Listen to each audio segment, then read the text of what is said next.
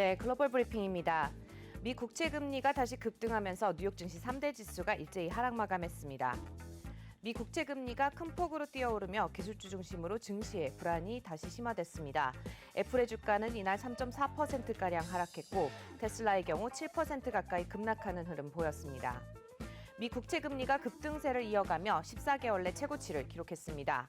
10년 만기 미 국채 금리는 전날보다 6.9bp 급등한 1.7을 나타냈고 장중 1.75%를 넘기는 흐름을 보이기도 했습니다. 30년물 금리는 1.3bp 오른 2.45를 기록했고요. 정책 금리에 민감한 2년물 금리 역시 2.4bp 상승한 0.2로 가리켰습니다. 국제 유가가 유럽의 코로나 백신 보급 지연 우려에 7.1% 급락했습니다. 유럽 지역에서 신종 코로나 바이러스 감염증 3차 확산에 대한 불안감이 커진 가운데 백신 접종마저 정체돼 여행과 원유 수요 회복이 더뎌질 것이라는 우려가 나오면서 급락했는데요. 여기에 미국과 러시아 간 갈등도 유가에 악재로 작용했다는 분석도 나오고 있습니다. 러시아가 미국 셰일 업체에 대한 보복 조치로 증산을 통해 유가 하락 압력을 키울 것이라는 분석입니다. 앞서 마감한 유럽 증시는 미 연준의 저금리 기조 유지에 일제히 상승 마감했습니다. 영국의 푸찌 지수는 0.25% 상승하며 6,779포인트에 독일 닥스 지수는 1.23% 상승하며 14,775포인트, 그리고 프랑스 깍크 지수 역시 0.13% 상승하며 6,062포인트에 장을 마감했습니다. 이상 글로벌 브리핑이었습니다.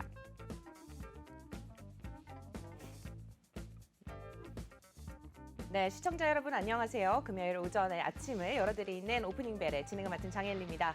오늘도 함께 진행을 맡아주실 김기성 앵커 소개해드립니다. 안녕하세요. 네, 안녕하십니까. 네, 오늘 다양한 이슈들이 준비되어 있는 만큼 발빠르게 시작을 하도록 하겠습니다. 우선 글로벌 증시 마감 시황부터 확인해 보시죠. 네, 글로벌 증시 이수민입니다. 파월 의장의 발언이 채 하루를 가지도 못했습니다. 미국의 국채 금리가 다시 급등을 하면서 뉴욕 증시 3대 지수 일제히 반락하며 마감을 했는데요. 다우 지수가 0.46% 하락을 마감을 했고요. S&P 지수도 1.48% 크게 내줬습니다. 특히나 나스닥 같은 경우가 3.02% 크게 하락하면서 뉴욕 증시 대체로 압력받으면서 마감을 했습니다. 네, 어제였죠. FOMC에서 미 연준이 장기 저금리 방침을 발표하면서 그래도 어느 정도 안정되는 듯했던 미국의 국채 금리가 다시금 가파르게 올랐습니다. 인플레이션에 대한 시장 우려가 해소되지 못한 가운데 파월 연준 의장이 이를 용인하는 듯한 발언이 이어지면서 오히려 시장에는 악영향을 미친 건데요. 장 초반에 10년물 국채 금리는 1.75%까지 급등을 하면서 14개월 내 최고치를 경신하기도 했습니다. 여기에 30년물 국채 금리도 장중에 2.5%대로 올라서면서 이 시장에 압력을 가하기도 했습니다. 또한 경제 지표도 역시 엇갈렸습니다. 주간 실업보험 청구가 예상치를 상회했고 경기 선행지수 2월치도 예상치를 하회했는데요. 반면에 3월 필라델피아 연은 지수는 50년의 최고치를 기록하기도 했습니다. 전문가들은 물가 과열에 대한 불안감이 적지 않은 상황이라고 평가했습니다. 네, 그러면 종목별로 한번 상세히 살펴보도록 하겠습니다. 네, 먼저 섹터별로 한번 살펴보시면요. 역시나 대부분의 섹터에서 하락세를 면하지 못했습니다. 금융주만 소폭 상승한 것을 제외하고는 모두 다 하락세로 보였는데요. 특히나 유가 급락에 따른 에너지 관련주들이 4% 넘게 하락을 했고 기술주가 2.85% 하락하며 마감을 했습니다. 네, 대형 기술주 위주로 한번 살펴보시면 대부분 역시 하락 마감을 했습니다. 구글 같은 경우는 미국 내에서 데이터 센터 확장에 70억 달러 이상을 투자하겠다라는 소식을 전했는데요. 오늘은 2.92% 하락하며 장을 마쳤습니다. 또한 애플도 4월 중에 아이패드 신제품을 출시할 예정이라고 밝혔습니다. 네, 오늘은 3.39% 하락세로 마쳤습니다. 아마존 같은 경우도 오늘은 3.44% 약세로 마쳤는데요. 아마존 같은 경우는 베어드에서 현재 저평가되어 있다면서 목표 주가를 4,000달러까지 제시하기도 했습니다. 네, 전기차 업종들도 대부분 하락세로 마감을 했습니다. 테슬라가 특히 6.93% 크게 내려왔고요. 니오도 6.99% 급락을 했습니다. 특히나 니콜라 같은 경우 한화가 보유 지분의 절반가량을 매각했다는 소식이 전해졌습니다. 네, 오늘 니콜라 9.82% 약세로 마감을 했습니다. 네, 반면에 은행주들은 흐름이 좋았습니다. JP모건이 1.65% 상승하며 마감을 했고요. 뱅크 오브 아메리카도 2%대 상승을 켜냈습니다. 네, 웰스파고까지 2.43% 상승하면서 은행주 위주로만 강세 흐름을 이어가고 있었습니다. 네, 이어서 오늘의 특징주 살펴보도록 하겠습니다. 오늘 실적 발표를 한 기업 달러 제네럴입니다. 네, 매출은 예상을 상회하기는 했지만 이 순이익이 예상치를 하회하면서 오늘 주가는 4.65% 하락하며 마감을 했습니다. 네, 이어서 리프트 주가도 한번 살펴보시면요. 오늘 0.23% 소폭 상승했습니다. 리프트에서 코로나 팬데믹 이후에 주간 단위로 가장 많은 승객을 태웠다고 발표를 했는데요. 그래도 52주 신고가 경신하며 마감을 했습니다. 네, 그리고 미국에서는 3월 26일까지 영화관 개관을 98%까지 올려놓겠다라고 발표를 했습니다. 이에 따라서 AMC 엔터테인먼트 오늘 3.24% 상승하며 장을 마감했습니다. 네, 오늘 이슈 한번 살펴보도록 하겠습니다. 계속해서 아스트라제네카 소식을 전해드리고 있는데요. 오늘 유럽의약청에서 드디어 아스트라제네카에 대한 검토 결과를 내놨습니다. 네, 기사를 한번 살펴보시면요. 검토 결과 아스트라제네카는 백신의 위험보다는 효능이 크다라는 것이 오늘 회의의 명백한 결론이다라고 내렸습니다. 다만 이 혈전 증상에 대해서는 완전히 부작용을 배제할 수는 없다라고도 말을 했는데요. 이 때문에 라트비아와 아일랜드도 19일부터 아스트라제네카 백신 접종을 재개하기로 했습니다. 스페인에서도 접종 재개 가능성을 평가하기 위한 협의회를 소집하겠다고 발표했습니다. 네, 다음으로는 이제 구글에 대한 이야기. 네, 이어서 이런 와중에 하나 더 말씀을 드리면 미국이 비축한 백신 400만 회분을 멕시코와 캐나다에 함께 배분을 하겠다라는 소식도 전해왔습니다. 그 이유로는 바이든 대통령이 100일 안에 1억 회분의 접종을 공약을 했었는데요. 거의 성공에 임박한 것으로 알려졌기 때문입니다. 이로 인해서 성공에 임박한 이후에 남은 백신에 대해서 캐나다와 멕시코에 함께 제공을 하겠다라는 소식까지 전해왔습니다. 네, 오늘 아스트라제네카 주가는 1.48% 하락하면서 49달러 선에서 마감이 됐습니다. 네, 이어서 구글 소식 전해드리도록 하겠습니다. 초반에 말씀드렸다시피 구글이 미국 전역에 70억 달러를 투자하겠다라는 소식을 발표했습니다. 투자를 통해서 데이터 센터를 확충하고 일자리를 10,000개 정도 창출하겠다라고 발표를 했는데요. 코로나로 충격받은 미국 경제에 이바지하고 또 인종의 형평성 약속을 지키기 위한 것이다라고 공식적으로 발표를 했습니다. 그러나 일각에서는 구글의 반독점 조사가 진행 중에 나온 행보로서 정치적인 의도가 있는 것이 아니냐라고 분석하기도 했습니다. 네, 이어서 계속해서 백신 접종 소식입니다.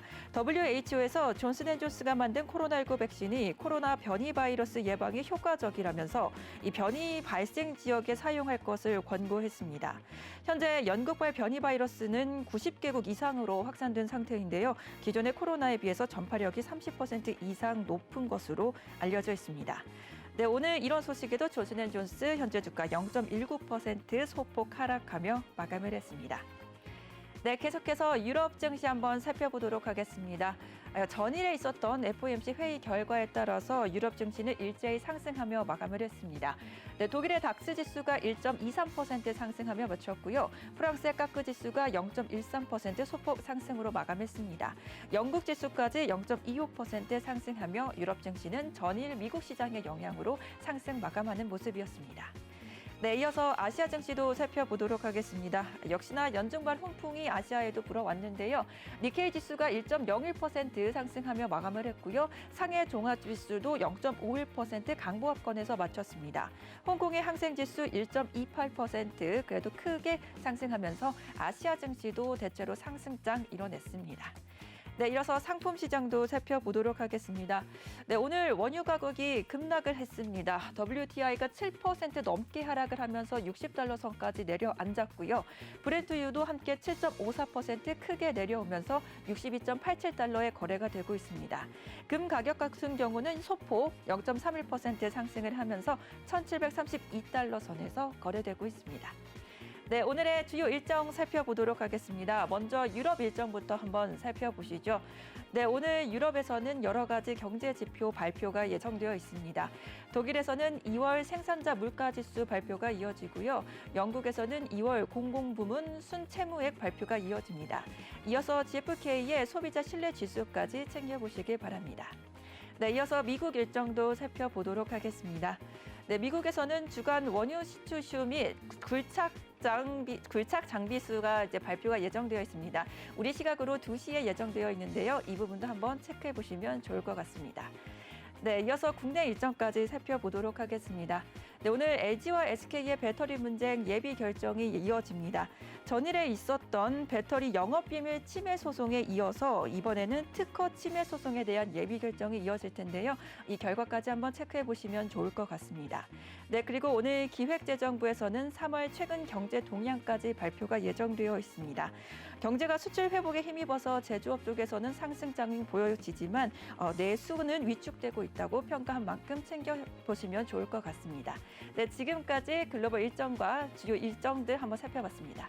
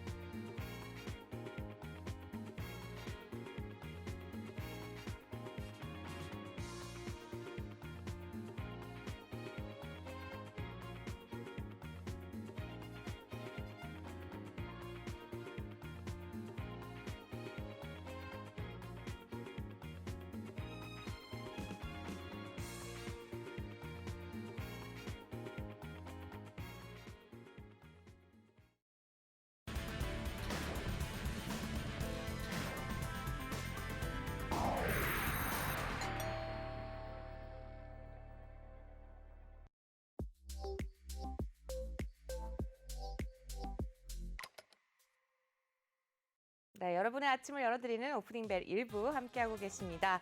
이번에는 주요 시장 이슈를 들여다보는 글로벌 인사이드 소식인데요. 바로 외신 통해서 확인해 보도록 하겠습니다. 네, 첫 번째는요. 미 10년 만기 국채 수익률이 1.7% 상승으로 14개월의 최고치를 기록했다. 30년 만기 수익률 역시 순간 2.5%를 터치했다라는 기사 제목입니다. 함께 보겠습니다. 네, CNBC 기사네요. 10년 만기 국채 수익률이 1.7% 상승하면서 미 연준 올해 또 핵심 인플레이션 2.2%를 기록했다라는 기사입니다. 네, 첫 번째 10-year Treasury yield climbs above 1.7% for 14 months high라고 기사 제목이 나와 있습니다.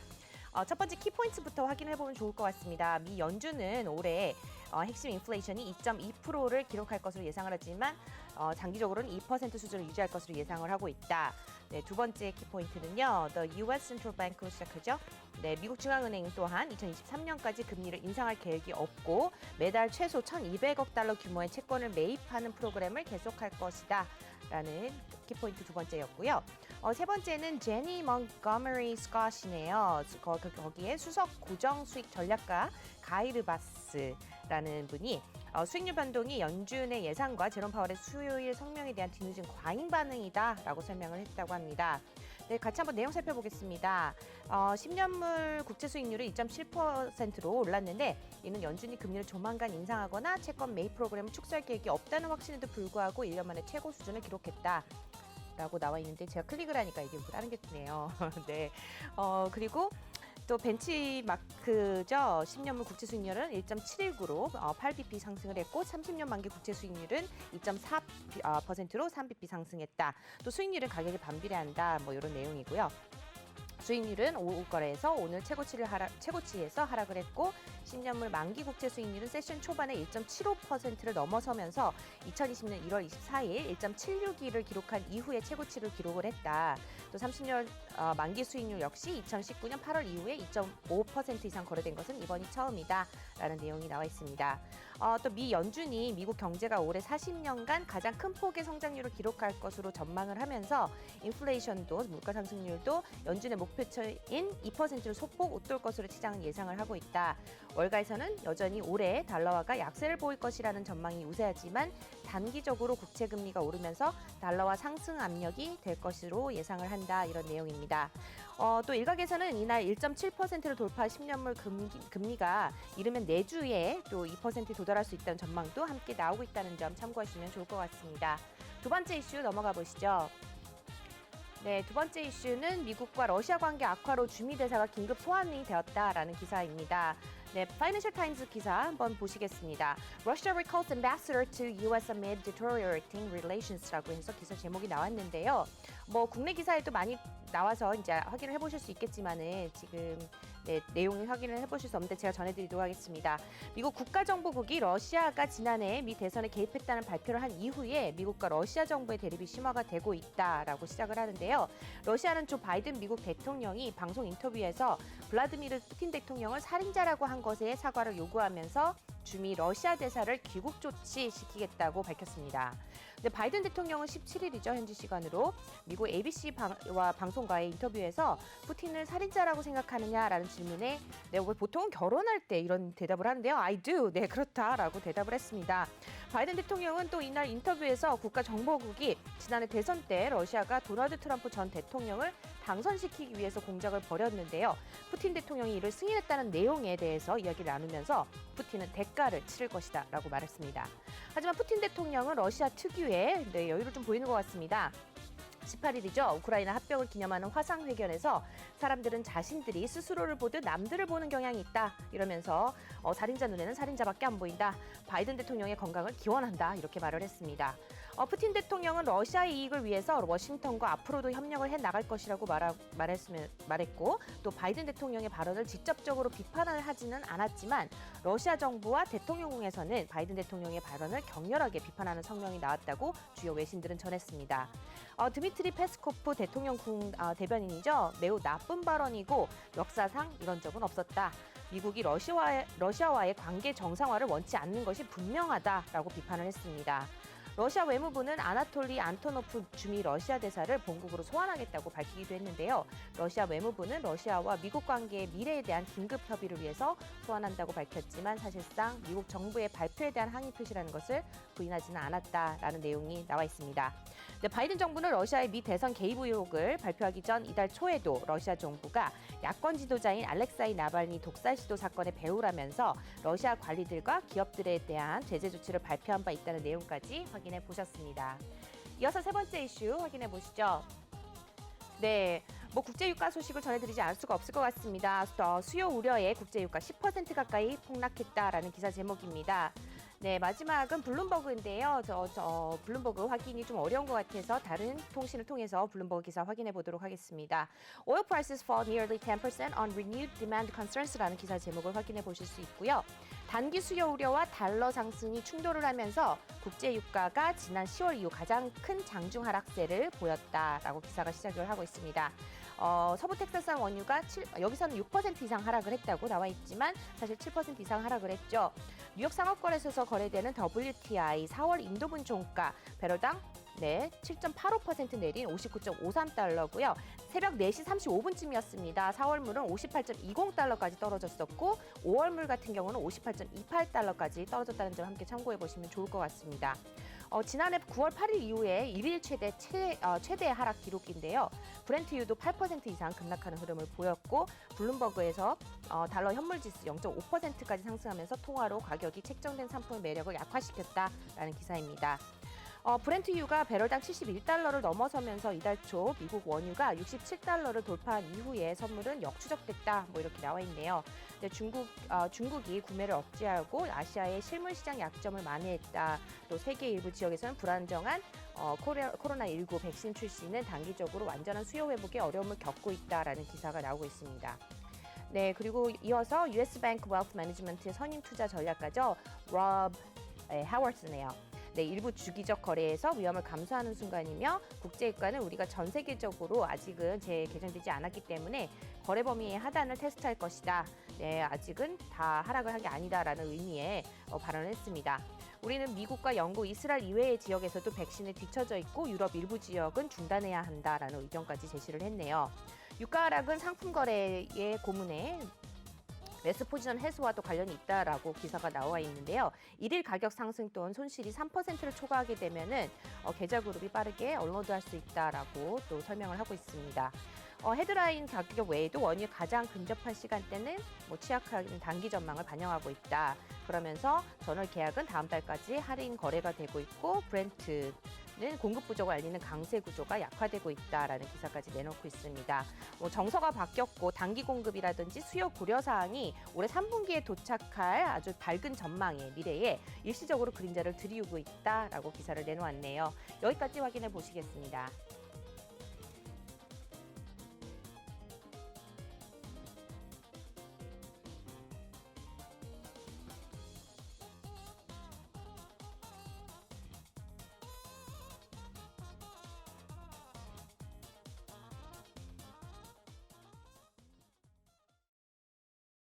네, 글로벌 인사이드 소식 확인해 보셨습니다. 이어서 보다 자세한 내용 좀 말씀을 나눠볼 텐데요. 김기서 앵커님, 국채금리 이야기를 안 할 수가 없을 것 그렇죠. 같습니다. 네. 1.75% 그러니까 1.75%를 돌파를 한 거죠. 그러니까 장중에 가장 많이 올랐을 때 11bp 정도 상승을 했고 장 마감 무렵에는 1.715 그러니까 대략적으로 한 7bp 정도 오른 상태에서 장을 마감을 했습니다.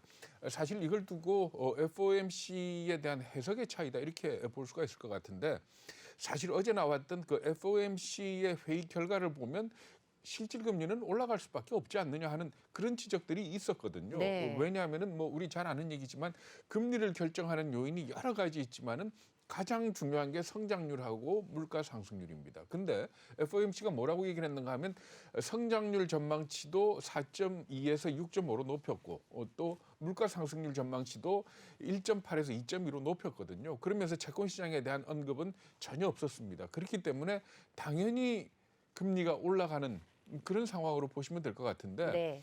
근데 그 금리가 올라가는 속도는 물론 문제겠죠. 너무 빨리 올라갔다는 데 대해서 시장이 발작을 했다 이렇게 보면 될 것 같습니다만은 사실은 어제는 시장이 FOMC 결과를 갖다 하나의 장미꽃이라고 볼 때 꽃만 봤고 네. 오늘은 또 가시만 보고 있다 이렇게 볼 수가 있을 것 같습니다. 네. 또 미국과 러시아 관계도 좀 이야기를 나눠봐야 될 것 같은데요. 미국과 러시아 관계 어떻게 보고 계신가요? 네, 지금 설명 다 하셨잖아요. 네. 그러니까 크게 두 가지입니다. 하나는 나발리 독살과 관련해 가지고 이 독살의 배후에 러시아 정부가 있다라는 게 미국 행정부의 결론이고 네. 거기에 따라서 미국 정부가 그러니까 러시아의 고위 관리라든가 연구소라든가 기업체에 대해서 제재를 결정을 했고 그게 18일부터 발효가 됩니다. 그리고 네. 또 한 가지는 아까 설명하셨지만은 미국의 DNI, 미국 국가정보국이 보고서를 채택을 했는데 보고서를 갖다가 작성을 했는데 그 내용이 뭔가 하면은 지난 대선 기간 동안에 러시아 정부가 이 바이든을 떨어뜨리기 위해서 공작을 했고 이거는 푸틴이 인식을 하고 있었고 네. 어찌 보면 푸틴의 승인 하에 이루어졌을 것이다라는 그런 내용을 담고 있다고 CNN이 보도를 했거든요. 그래가지고 이 바이든 대통령이 ABC하고 인터뷰를 하면서 아까 말씀하신 것처럼 푸틴을 살인자라고 보느냐? 라고 하는 물음에 그렇다라고 대답을 했고 네. 이 대선과 관련한 질문에 대해서는 뭐라고 얘기를 했는가 하면 미 대선 개입에 따른 대가를 치르게 될 것이다. 이렇게 얘기를 한 겁니다. 그러니까 지금 이 원유 가격하고 이 미국과 러시아 간의 갈등을 갖다가 놓고 얘기를 하는 이유가 뭔가 하면은 사실 미국의 세일가스는 러시아 원유 채굴 비용에 비해서 많이 높습니다. 네. 지금 현재 대략적으로 석유 관련 기구에서 나오는 얘기를 보면 사우디아라비아는 1배럴 생산하는데 $2 정도가 들고 채굴 비용이 러시아는 한 $20 정도 그리고 미국은 셰일가스를 채굴하는데 $40 이상 드는 걸로 그렇죠. 이렇게 추정이 되고 있습니다. 그렇기 때문에 러시아 입장에서는 석유를 갖다가 석유 가격이 좀 떨어지더라도 셰일 업체들의 생산을 막아야 된다라는 게 기본적인 입장이거든요. 네. 그러니까 원유 시장 주변에서 이렇게 미국과 러시아 간의 갈등이 심화된다면은 결국은 러시아가 유가를 떨어뜨리는 쪽으로 가지 않겠냐 하는 그런 전망을 하고 있는 건데 사실 오늘 유가가 떨어진 거는 그동안 많이 오른 데 대한 반락이다 이렇게 볼 수도 있고요. 그리고 네.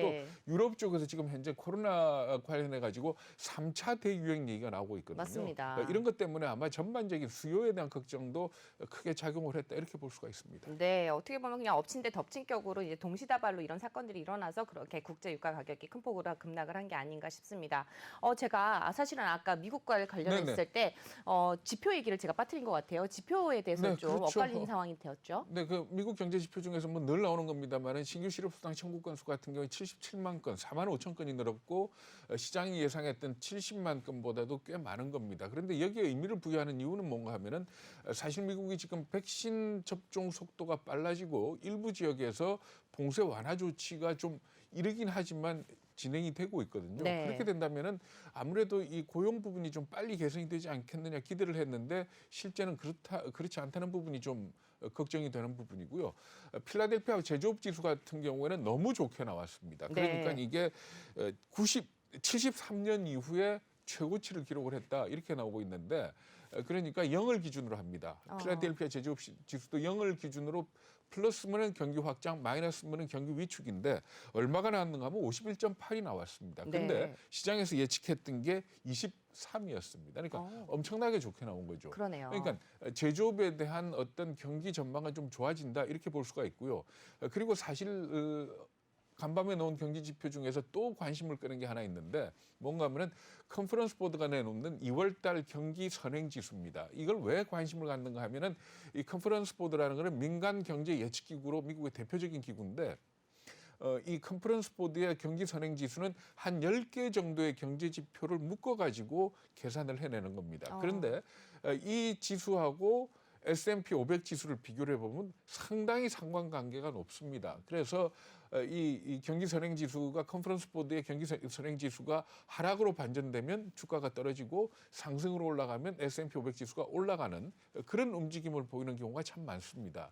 근데 얼마가 나왔는가 하면 0.2% 상승한 걸로 나왔거든요. 네. 12월 달에는 0.5% 상승을 했고 1월 달에는 0.4%를 상승했습니다. 그리고 월가에서는 0.3% 상승할 거다라고 예상을 했는데 0.2% 그러니까 기대보다는 좀 하회를 한 거죠. 네. 그런데 사실은 이 컨퍼런스 보드의 경기 선행 지수는 폭보다는 방향성을 굉장히 중시하기 때문에 네. 아직 주가에 대해서는 그렇게 비관적으로 볼 필요는 없다 이렇게 보시면 될 것 같습니다. 네. 그럼 당분간은 죄송합니다. 뉴욕 증시가 일시적으로 하락을 했다라고 해석을 해볼 수도 있겠습니다. 조금 더 자세한 내용은 잠시 후에 전문가분 모시고 말씀 나눠보도록 하겠습니다.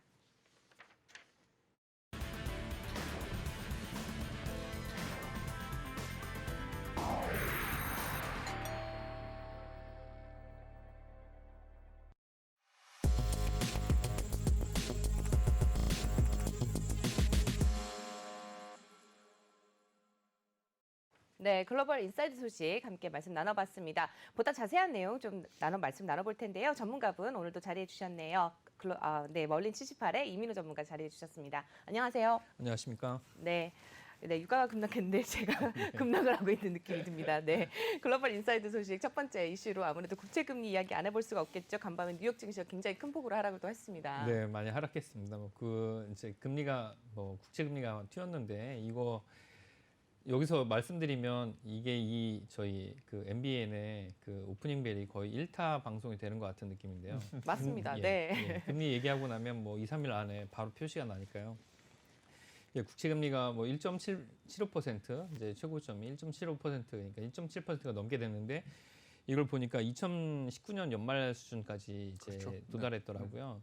네, 그것 때문에 이제 그 S&P랑 나스닥이 상당히 지수가 많이 빠졌는데 이것을 이제 얘기를 하자면 이런 시장이 급격하게 반응을 하고 있는데 제 생각에는 이 경기가 그렇게 2019년처럼 회복은 되지 않더라도 경기 회복의 시점이 그러니까 경기라는 이 시계가 경기 시계가 2019년 그러니까 코로나 팬데믹 이전으로 지금 돌아가고 있는 중이다. 그렇죠. 이렇게 네. 추정을 할 수가 있는 것 같고요. 그게 이제 속도가 너무 빠르니까 주식시장은 좀 반응을 하고 있는 것 같아요. 그렇게 볼 수가 있을 것 같습니다. 그러니까 특히 나스닥이 발작을 했는데 네네. 어떨까요? 뭐 1.7%도 순식간에 왔으니 네네. 2%도 지금 뭐 안 네. 올라간다라는 그런 보장은 없을 것 같은데. 네, 여기서 2% 얘기하면 다음 주에 2% 갈 것 같아갖고 그렇게 말씀드리면 그 2% 얘기는 4월달에 말씀을 드려야 될 것 같고 2%는 바로 오지는 않을 것 같지만 이 속도로 가게 되면 2% 이자를 보는 것도 멀지는 않을 것 같습니다. 이자는 사실 뭐 2019년도도 그 이제 보니까 1.8에서 1.9 사이를 계속 왔다 갔다 했었거든요. 그러니까 이제 그것도 이제 멀지 않은 숫자라고 할 수는 있습니다. 근데 이게 바로 도달하지는 않을 것 같은데 예, 여기서도 이제 조정을 받겠죠. 예, 금리도 조정을 좀 받을 것 같습니다. 근데 이 나스닥 이제 나스닥을 계속 이야기하게 되는 건 사실 나스닥은 이제 종목의 특징을 말하게 되는데 우리가 신경 쓰게 되는 건 서학개미가 이제 거기에 돈을 너무 많이 집어넣기 그렇죠. 때문 아닙니까? 네. 예, 근데 그렇다 보니까 나스닥 이 금리 영향마다 서학개미의 수익률이 크게 달라지는데 당분간 이런 변동성은 좀 있을 것 같지만 그래도 그 2월 달 같은 시장은 없을 것 같고요. 어떻게 보면 이런 기회가 현금 많이 가지고 계시면 말씀드렸던 그런 수익이 나는 기업들에 대한 매수의 시점으로 좀 보실 수 있을 것 같고 금리가 올라가고 있으니까 당연히 이 가치주 특히 이제 대형 은행주에 대한 접근 시점이기도 할 것 같습니다. 그러니까 금리가 올라가면 지금 말씀하신 은행이나 보험 같이 자산을 많이 갖고 있는 기업들은 이자 수입이 높아져서 네네. 실적이 호전된다 이렇게 네네. 볼 수 있지만은 네네.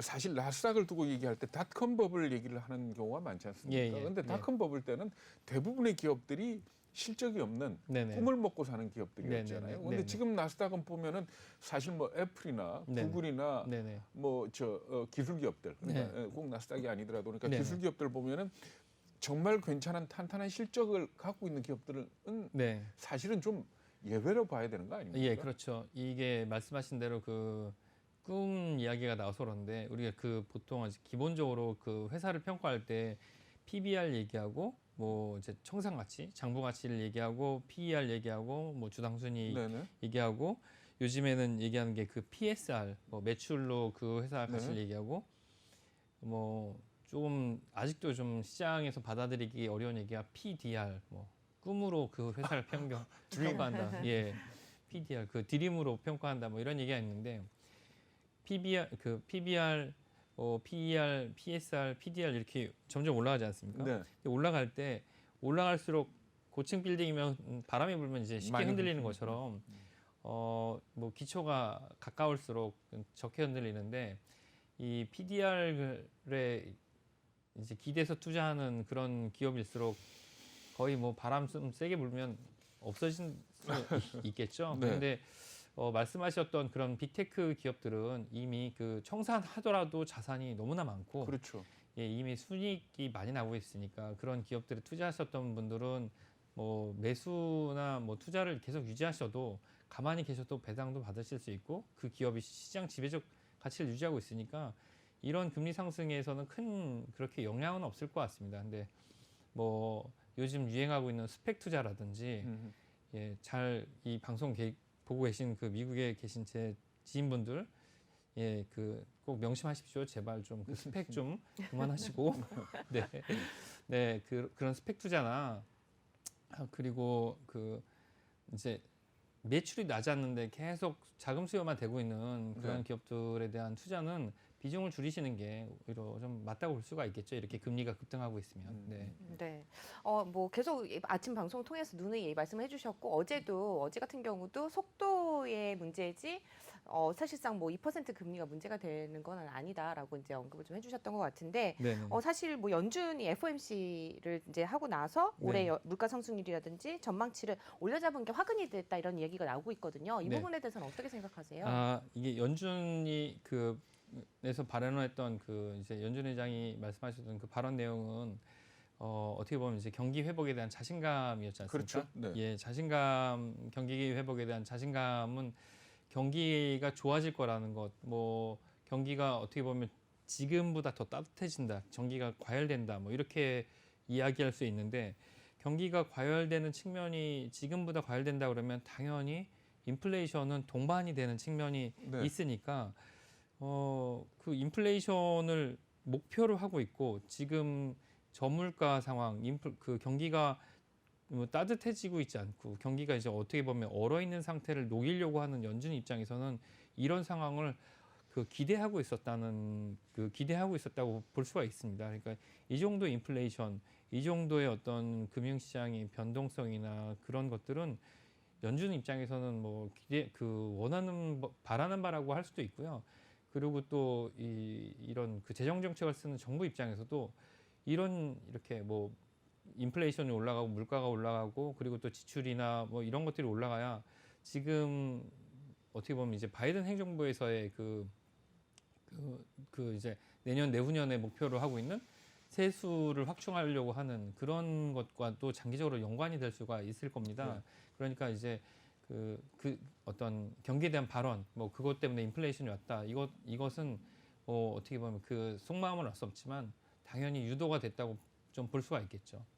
근데 그 속도가 문제고 네네. 그리고 실질금리가 많이 올라간다면은 네네. 사실 이 초완화적인 통화 정책을 계속하기도 좀 어려운 거 어렵죠. 아닙니까? 예, 맞습니다. 그러니까 양쪽에 다 지금 떡을 들고 네. 움직일 수는 없는 거 아닙니까? 예, 그렇죠. 그런 어떤 딜레마적 상황이 왔을 때 연준의 스탠스는 어떻게 될까요? 네, 이게 금리 상승이 부담이 많이 되는 거는 이제 연준이 경기 부양을 위해서, 그러니까 중앙은행이 경기 부양을 위해서 하는 건 첫 번째 단계가 금리를 내리고 두 번째가 돈 풀고? 돈을 풀고 그 세 번째 단계가 돈을 걷어들이고 네 번째 단계가 금리를 올리지 않습니까?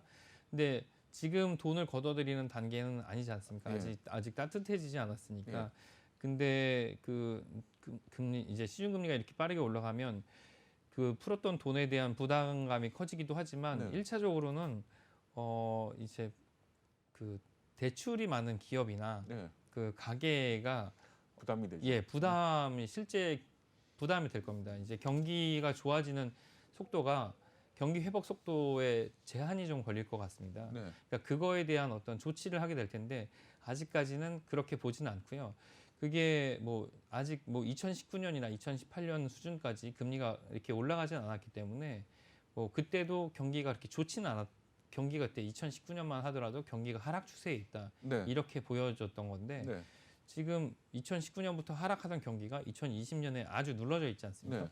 그럼 당연히 이게 이제 튀어오르겠죠. 앉았다가 올라오는 그러니까 튀어오르는 상황이니 더 과열되는 국면은 더 이제 그러니까 튀어오르기 때문에 경기 과열 속도는 좀 더 빠르고 튀어오르는 금리 속도 더 빠를 거라고 좀 보여지는데 이거에 대한 조절이나 어떤 연준 중앙은행의 어떤 개입은 이 상황이 이제 기업이나 가계 활동에 좀 지장이 된다 이렇게 봤을 때 좀 나올 것으로 좀 예상이 됩니다.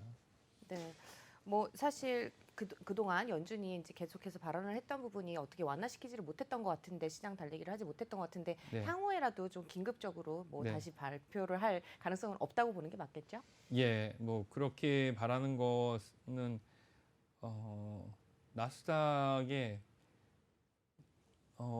PSR이나 PDR로 를 기준으로 해서 투자하신 분들 입장에서는 좀 그런 바람이 좀 있을 수 있겠지만 지금 굉장히 완고한 태도 그리고 이제 정확한 태도를 가지고 있는 중앙은행의 입장에서는 그런 조치를 할 가능성은 전혀 0%는 어렵다. 아니지만 네. 거의 없다고 보는 게 맞을 것 같습니다. 네, 지금 금리 나오다 보니까 달러 얘기도 나오고 그러다 보니까 국제 유가 급락하는 얘기도 나오고 하는데 이제 네네. 국제 유가 얘기를 이제 여쭤보지 않을 수가 없을 것 같습니다. 네. 지금 유럽 같은 경우는 네. 백신도 좀 중단을 한 상태고 네. 3차 유행이 다시 오고 있다. 이러다 네. 보니까 분위기 자체가 좀 안 좋잖아요. 네네. 근데 유럽에서 국제 유가의 수요가 네. 계속 그만큼 또 이 국제 유가를 이렇게 급락시킬 만큼의 수요로 네. 봐야 될까요? 그게 희한하더라고요. 독일 같은 경우는 우리나라만큼 의료 시스템도 좋고 선진국이고 그렇다고 하는데 거기는 다시 재유행이 좀 심해서 돌아다니는 것도 좀 위험하다 이 정도 얘기가 나오고 그런 거 보니까 이동 제한이 됐을 때 유가가 아주 폭락을 했었던 경험을 가지고 있는데 유럽에서 다시 재유행이 계속 반복되고 있는 상황이 되는 걸 보니까 그런 요인을 보면 그 북미나 아니면 다른 지역에서의 어떤 그 코로나 유행의 감소, 백신 보급 때문에 희망적인 얘기가 들리는 것과 다르게 그 유럽은 어떤 인구 밀도나 아니면 그 문화적 특성 때문인지 그런 재유행이 계속 반복되는 걸로 봐서 그 지역 그 지역의 어떤 이런 이동 제한의 그 회복이 기대만큼 좀 안 되는 것 같고요. 그리고 또 하나는 그 지역이 이렇게 이 장거리 이동이 많지 않기 때문에 그 자체가 그러니까 원유 소비에 큰 영향을 미치지는 않는데 거기가 독일 같은 경우는 독일이나 한국이나 거의 산업 구조가 같지 않습니까? 그러니까 이제 산업 구조의 특성상 유리 소비 이제 화석연료의 소비가 좀 많은 거 그리고 거기는 이제 항공 이동이 많으니까 그런 부분에서의 어떤 유리 소비를 기대해 볼 수가 있는데 그게 그렇게 지금처럼 계속 반복이 된다 그러면 예상했던 것처럼 여름쯤 지나면 3, 4분기, 2, 4분기에서 3, 4분기 정도 지나면 지금보다 훨씬 더 개선될 것이다. 40% 이상 개선될 것이다 한 것은 조금 비관적으로 볼 수가 있겠죠. 그게 더 뒤로 훨씬 더 밀릴 수 있으니까요. 네. 딱 하나 꼬집어서 좀 여쭤볼게요. 네, 예. 테슬라. 예. 그러니까 우리가 일반적으로 보는 주식들 애플이나 마이크로소프트나 이런 빅테크 주식들 보면 예. 많이 움직여도 2% 아주 많이 움직일 때 3% 정도 움직이는데 네네. 이 회사 주식은 한번 오르면은 네. 7% 10% 오르고 떨어질 네네. 때 또 그렇게 떨어지는데 네네. 그 금리 구조나 이걸 다 봤을 때 어떻게 보세요? 테슬라의 구조가 테슬라가 왜 이렇게 변동성이 큰가를 말씀하시는 네네. 거죠? 테슬라가 아직 안정되게 돈을 벌지 못하기 때문에 그런 것 같고요. 테슬라가 저도 하루에도 마음이 여러 번씩 변하는 회사입니다. 살까 말까, 예, 살까 그러니까 팔까. 테슬라 그런 거죠. 테슬라에 대한 전망을 기술적 측면에서 봤을 때는 저 회사는 좀 어렵다 이런 측면이 있습니다. 어떻게 보면 이제 그 정도의 생산력이나 그 정도의 제조 능력은 다른 제조기업이 너무나 많이 갖고 있기 때문에 네. 자동차 회사로서의 경쟁력은 없다고 보지만 테슬라가 가지고 있는 어떤 소프트웨어나 그 협력사로부터 아무 프로그램이 돼 있지 않은 그런 원자재 아니면 부자재를 받아서 그걸 테슬라 자체로 코딩을 해서 사용하는 그런 능력을 보면 이 회사가 과연 이게 자동차 제조 회사인지 소프트웨어에서. 예, 그런 부분에서의 놀라움이 있기 때문에 그런 부분에서의 어떤 그 성장성에 대한 기대감 같은 게 있습니다. 그러니까 테슬라가 얘기한 대로 앞으로 3, 4년 내에 얼마만큼의 배터리를 만드냐 그리고 또 테슬라가 이야기한 것처럼 2차원으로 이루어진 여러 개의 카메라로 3차원을 다 구현할 수 있느냐 이런 어떤 이런 개발 속도에 따라서 테슬라가 정복자가 되느냐 정복을 당하느냐의 문제가 경계선에 지금 계속 머물러 있는 상태이기 때문에 일부 시각에서는 예, 테슬라가 만약에 전기차 시장에서는 점유율이 떨어진다 하더라도 예. 테슬라가 가지고 있는 자율주행, 그러니까 예. 소프트웨어적인 측면에서 예. 어떤 우위를 지켜가지 않겠느냐. 예. 그러니까 말하자면은 이 우리 스마트폰에서 안드로이드 같은 예. 그러니까 애플이야 iOS를 그대로 예. 사용하는 거지만은 네네. 이 나머지는 안드로이드 시스템을 쓰지 않습니까? 그래서 네네. 그 안드로이드는 구글이 갖고 있잖아요. 예. 그러니까 구글이 돈 벌듯이 네네. 누군가 전기 자동차, 자율주행 자동차를 만들었을 때 네. 거기에 대한 어떤 소프트웨어에서 강점을 갖지 않겠냐라고 얘기를 하는데 어떻게 보세요? 그게 제가 그래서 한때는 주주였고 지금은 아니라서 그래서 그거에 대해서 이제 많이 공부를 해봤는데 그 테슬라는 카메라를 가지고 그 데이터를 축적을 했고 예? 다른 시스템은 그 라이다를 가지고 축적을 했고 거기에는 이제 정밀한 GPS가 동반되게 되는데 그 제조사마다 어떤 시스템을 작용하는지는 좀 차이가 좀 있는 것 같습니다. 그렇죠. 그 하드웨어 시스템이 다르면 테슬라에서 축적했던 그 소프트웨어가 적용이 될 수가 없기 때문에 그게 좀 아, 거기서의 문제가 좀 있는 것 같습니다. 그러니까 범용성을 띠긴 좀 어렵다. 예, 예. 네, 지금 뭐 계속해서 시장이 널뛰고 있는데요. 이런 네. 상황에서 투자자분들 어떻게 하면 좋을지 전략 한번 세워주신다면요. 전략은 저희 그 MBA 내 너무나 그 실력 좋으신 분장 선생님께도 제가 말씀드렸었는데 이게 이제 좀 긴 스토리인데 벤자민 그레이엄 그 이제 워렌 버핏의 선생님이죠. 벤자민 그레이엄과 그 워렌 버핏의 어떤 관점에 대해서 좀 말씀을 드리자면 그 성공한 투자자가 되고 큰 수익을 내는 데 있어서 가져야 될 어떤 시각과 태도에 대한 게 있습니다. 위대한 기업을 발굴할 것인지 아니면 위대한 가격을 발굴할 것인지의 차이입니다. 그러니까 위대한 기업을 발굴하면 당연히 큰 수익을 같이 낼 수 있겠죠. 근데 그렇지 않다 그러면 위대한 가격을 찾으셔야 되는데 그렇지 않으면 적당한 기업의 적당한 가격을 찾으셔서 마음의 평정심을 가지시고 이제 지내시는 게 가장 도움이 될 겁니다. 근데 지금 저희가 이제 알고 있고 여기서 말씀드리는 뭐 뱅크 오브 아메리카는 절대 망할 일이 없는 그런 회사 아니겠습니까? 이제 그런 적당한 기업에 적당한 가격으로 평정심을 가지시도록 하셨으면 좋겠습니다. 네, 뭐 투자 성향은 이제 각 개개인마다 다르기는 하지만 이제 급등하고 급락하는 테슬라보다는 조금 더 평등심을 가질 수 있는 종목을 한번 고려해 보시는 것도 나쁘지 않을 것 같기는 합니다. 네, 오늘 도움 말씀 주신 분 멀린 78의 이민우 대표였습니다. 말씀 고맙습니다. 감사합니다.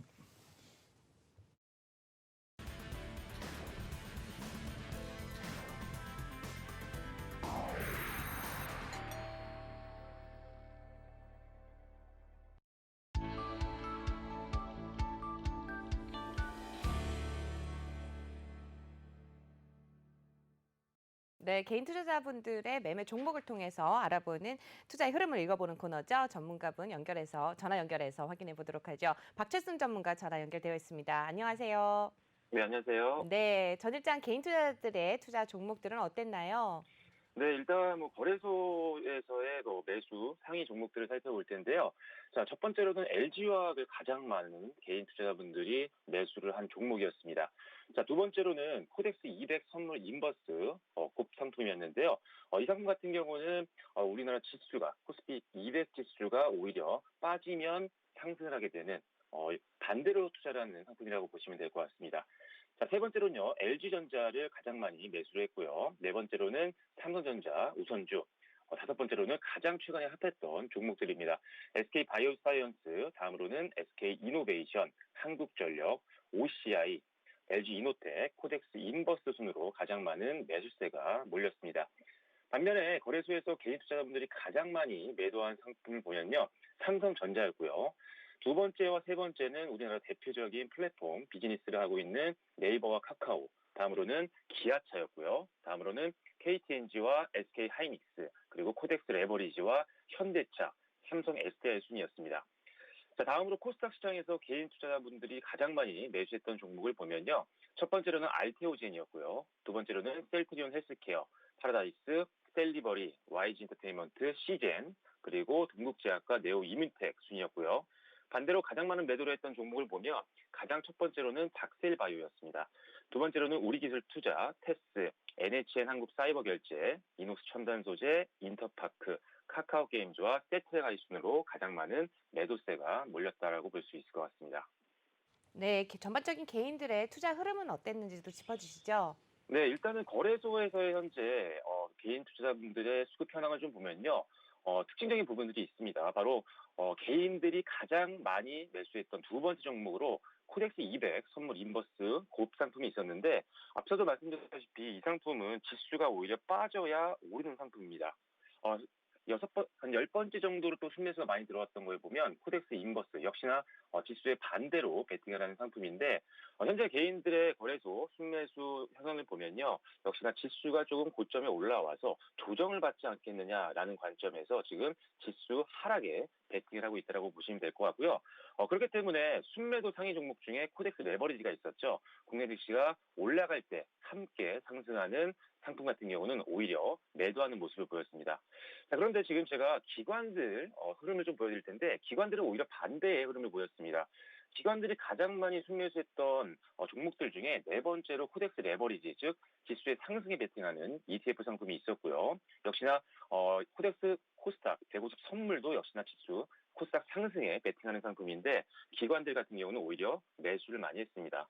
반대로 인버스 상품 같은 경우는 기관 투자자들이 오히려 어제 매도하는 모습을 보였는데 이 수급 상황만 보더라도요. 지금 현재 개인 투자자분들은 지수 하락에 베팅을 하고 있는 상황이고요.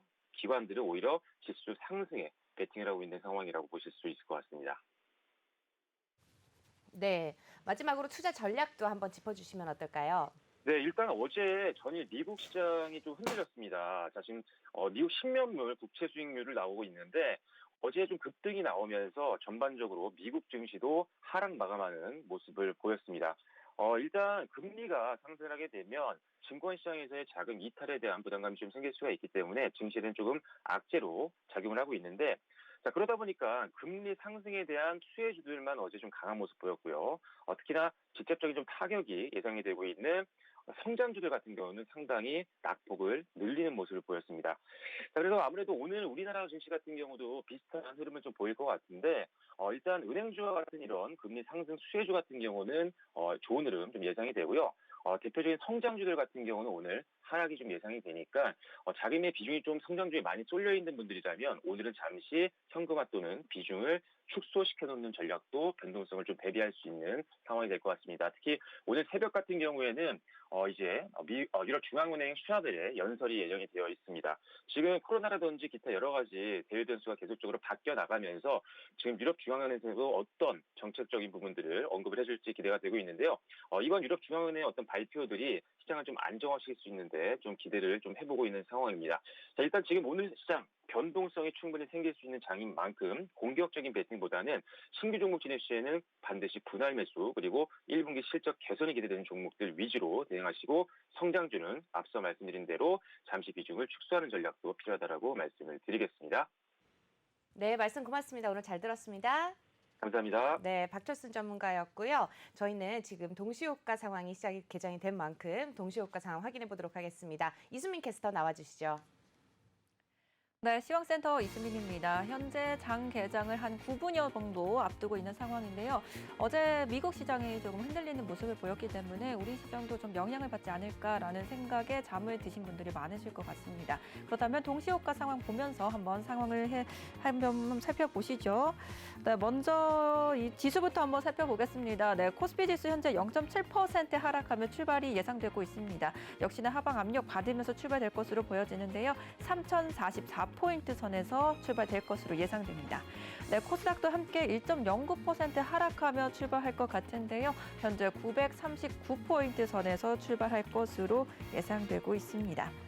네, 계속해서 그러면 지금 급등락을 보이고 있는 종목들 살펴보도록 하겠습니다. 현재 상한가 진입할 것으로 예상되는 종목 단 한 종목 보이네요. 삼성중공업 우선주 지금 상한가 진입하며 출발할 것으로 보여지는데요.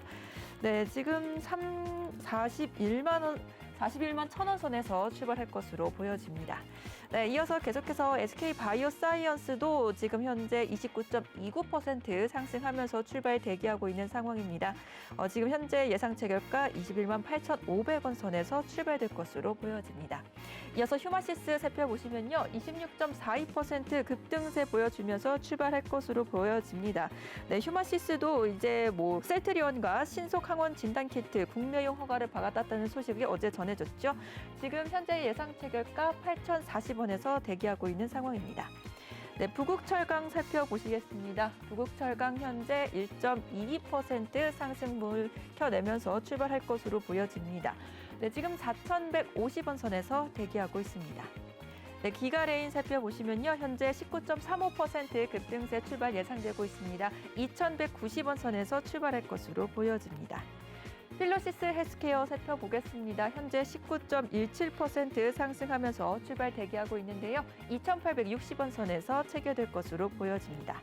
PCL도 현재 14%대 빨간불 켜내면서 대기하고 있는 상황입니다. 현재 예상 체결가 39,900원에서 형성되어 있습니다.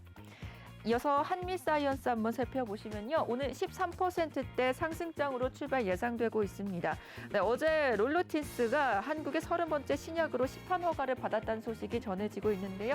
오늘 한미약품 쪽 관련된 주들 한번 살펴보시면 좋습니다. 67,500원 선에서 출발 대기하고 있습니다. 네, 녹십자 홀딩스도 현재 지금 보합권 쪽에서 움직이고 있는 게 포착이 되고 있는데요. 36,900원 선에서 체결되고 있습니다. 네, 흥국화재 우선주 한번 살펴보시면요. 현재 14%대 상승폭을 켜내고 있습니다. 9,000원 선에서 출발할 것으로 보여집니다. 신원우 선주 한번 살펴보면요. 신원우 살펴보면 5.74% 상승폭을 켜내면서 출발 대기하고 있습니다. 35,900원 선에서 체결될 것으로 예상됩니다. 네, 소프트세누 한번 살펴보시면요. 10%대 급등세 보여주면서 출발될 것으로 예상됩니다. 27,550원 선에서 출발 대기하고 있습니다. 네, 제주은행도 함께 5.59% 상승으로 출발 대기하고 있는 상황인데요. 8,500원 선에서 출발 대기하고 있습니다. 네, 이어서 우리로 살펴보겠습니다. 현재 5%대 상승폭을 켜내면서 출발 대기하고 있습니다. 1,990원 선에서 체결될 것으로 보여집니다. 네, 메디포스트 현재 2.54% 약세권 출발 대기하고 있습니다. 초반에는 그래도 강세로 출발이었는데 탄력을 많이 잃었고요. 예상 체결가 34,500원에 형성돼 있습니다. 네, 금양 살펴보시면 현재 4.81% 상승으로 출발 대기하고 있습니다. 4,790원에서 체결될 것으로 예상됩니다. 원익큐브 현재 4%대 강세 속에 출발 대기하고 있는 상황입니다. 3,350원에서 예상 체결가 형성되어 있습니다. 잠원테크 1.01%대 거의 강보합권에서 움직일 것으로 보여지는데요. 현재 930원 선에서 체결될 것으로 보여집니다. IT센 지금 2%대 약세로 돌아섰습니다. 2.08% 하락한 5,650원에서 출발할 것으로 보여집니다. 네, 웅진 한번 살펴보시면요. 현재 1.64% 상승 출발이 예상되고 있습니다. 윤석열 관련주로 계속해서 묶여 있는데요. 1,860원 선에서 출발 대기하고 있습니다. 네, 신풍재지 한번 살펴보시죠. 신풍재지 현재 3,430원 정도, 3,300원 선에서 출발 대기하고 있습니다. 보합권에서 움직임 보여지지 않고 있는 상황입니다. 네, 이어서 디지털 옵틱 한번 살펴보시면요. 디지털 옵틱도 함께 보합권에서 움직이고 있습니다. 예상가 602원에서 형성되어 있는데요. 이 초반에만 좀 탄력을 받았던 업종 종목들이 조금씩 잃어가는 모습이 좀 확인이 되고 있네요. 네, 이어서 제넨바이오 한번 살펴보시면요. 제넨바이오도 함께 다시 보합권으로 돌아섰습니다. 현재 1,555원에서 체결이 될 것으로 보이고요. 바이오다인 현재 1.18% 상승 출발 대기하고 있습니다. 지금 51,600원 선에서 출발 대기하고 있습니다. 네, 이어서 현대 B&G 스틸 우선주 한번 살펴보시면요. 0.22% 소폭 상승하며 출발이 예상되고 있습니다. 93,300원 선에서 대기하고 있습니다. 네, 서진 시스템 현재 2.47% 상승폭을 켜내고 있는 상황인데요. 예상 체결가 45,650원에서 형성되어 있습니다. 네, 이어서 OQP 살펴보겠습니다. 현재 3%대 약세권으로 출발 대기하고 있습니다. 4,300원에서 체결될 것으로 보여집니다. JT 현재 0.12% 상승 출발 대기하고 있는 상황인데요. 8,070원 선에서 출발할 것으로 보여집니다. KB금융 한번 살펴보시면 역시나 2.58%대 빨간불 켜내고 있습니다. 우리 증시에도 지금 은행 관련주들은 좀 힘을 내고 있는 모습인데요. 51,600원 선에서 체결될 것으로 보여집니다. 네, 하나금융지주도 한번 살펴보시면요. 2.65% 상승폭을 켜내고 있습니다. 42,650원에서 체결될 것으로 예상되고 있습니다. 네, 성한 현재 2.9%대 상승세로 출발 예상되고 있습니다. 670원 선에서 체결될 것으로 보여집니다. 만호제강 살펴보시면요. 현재 0.82% 강보합권에서 출발 대기하고 있는데요. 예상 체결가 18,550원에서 형성되고 있습니다. 네, 이치한불 한번 살펴보시면요. 3.21% 지금 3%대 상승폭을 켜내고 있습니다.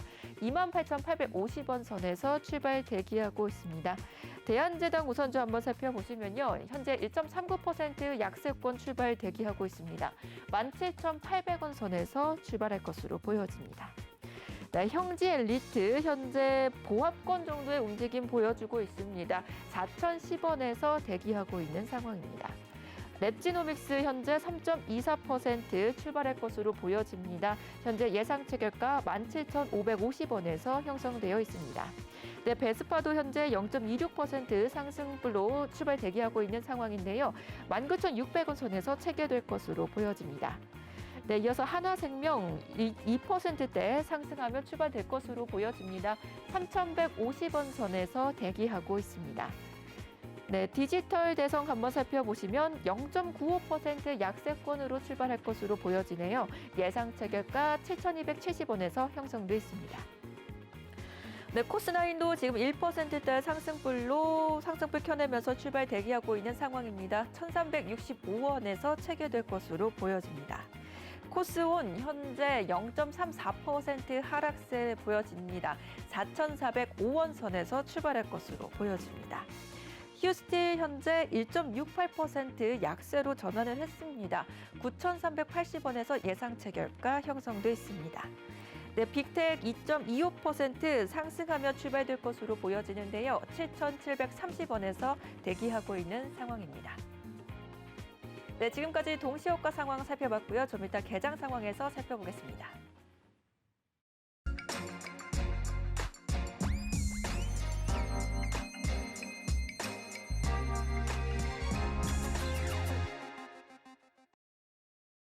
네, 다시 시황센터입니다. 이제 개장 상황 한번 살펴보려고 합니다.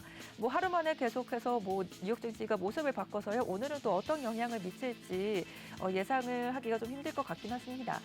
전일장을 좀 한번 정리를 해보면요. 전일장은 그래도 FOMC의 회의 결과를 통해서 대부분 유럽이나 아시아 증시 모두 다 상승장으로 마감을 했습니다. 수급적으로 살펴보면요. 외국인과 기관이 동시에 순매수가 들어오면서 지수 상승을 이끌었는데요. 다만 지금 진행됐었던 2+2 한미 회담을 통해서 미국이 계속해서 중국에 대한 강경한 발언들을 내세우면서 상승폭을 어느 정도 제한하기는 했습니다. 여기에 또 관련된 해운이나 반도체, 5G 관련된 주들 계속해서 경기가 회복될 것이다, 시장이 확대될 것이다라는 기대감에 이런 관련 테마들이 또 움직이면서 상승장을 이끌기도 했습니다. 그러나 간밤에 뉴욕에서 다시 국제금리 10년물이 1.75%까지 급등을 하면서 미국 증시를 좀 흔드는 모습을 보였습니다. 30년 국채금리도 2.5%까지 상승을 하면서 또 나스닥 위주의 기술주 중심으로 물량이 많이 출회되는 모습이 확인이 됐었는데요.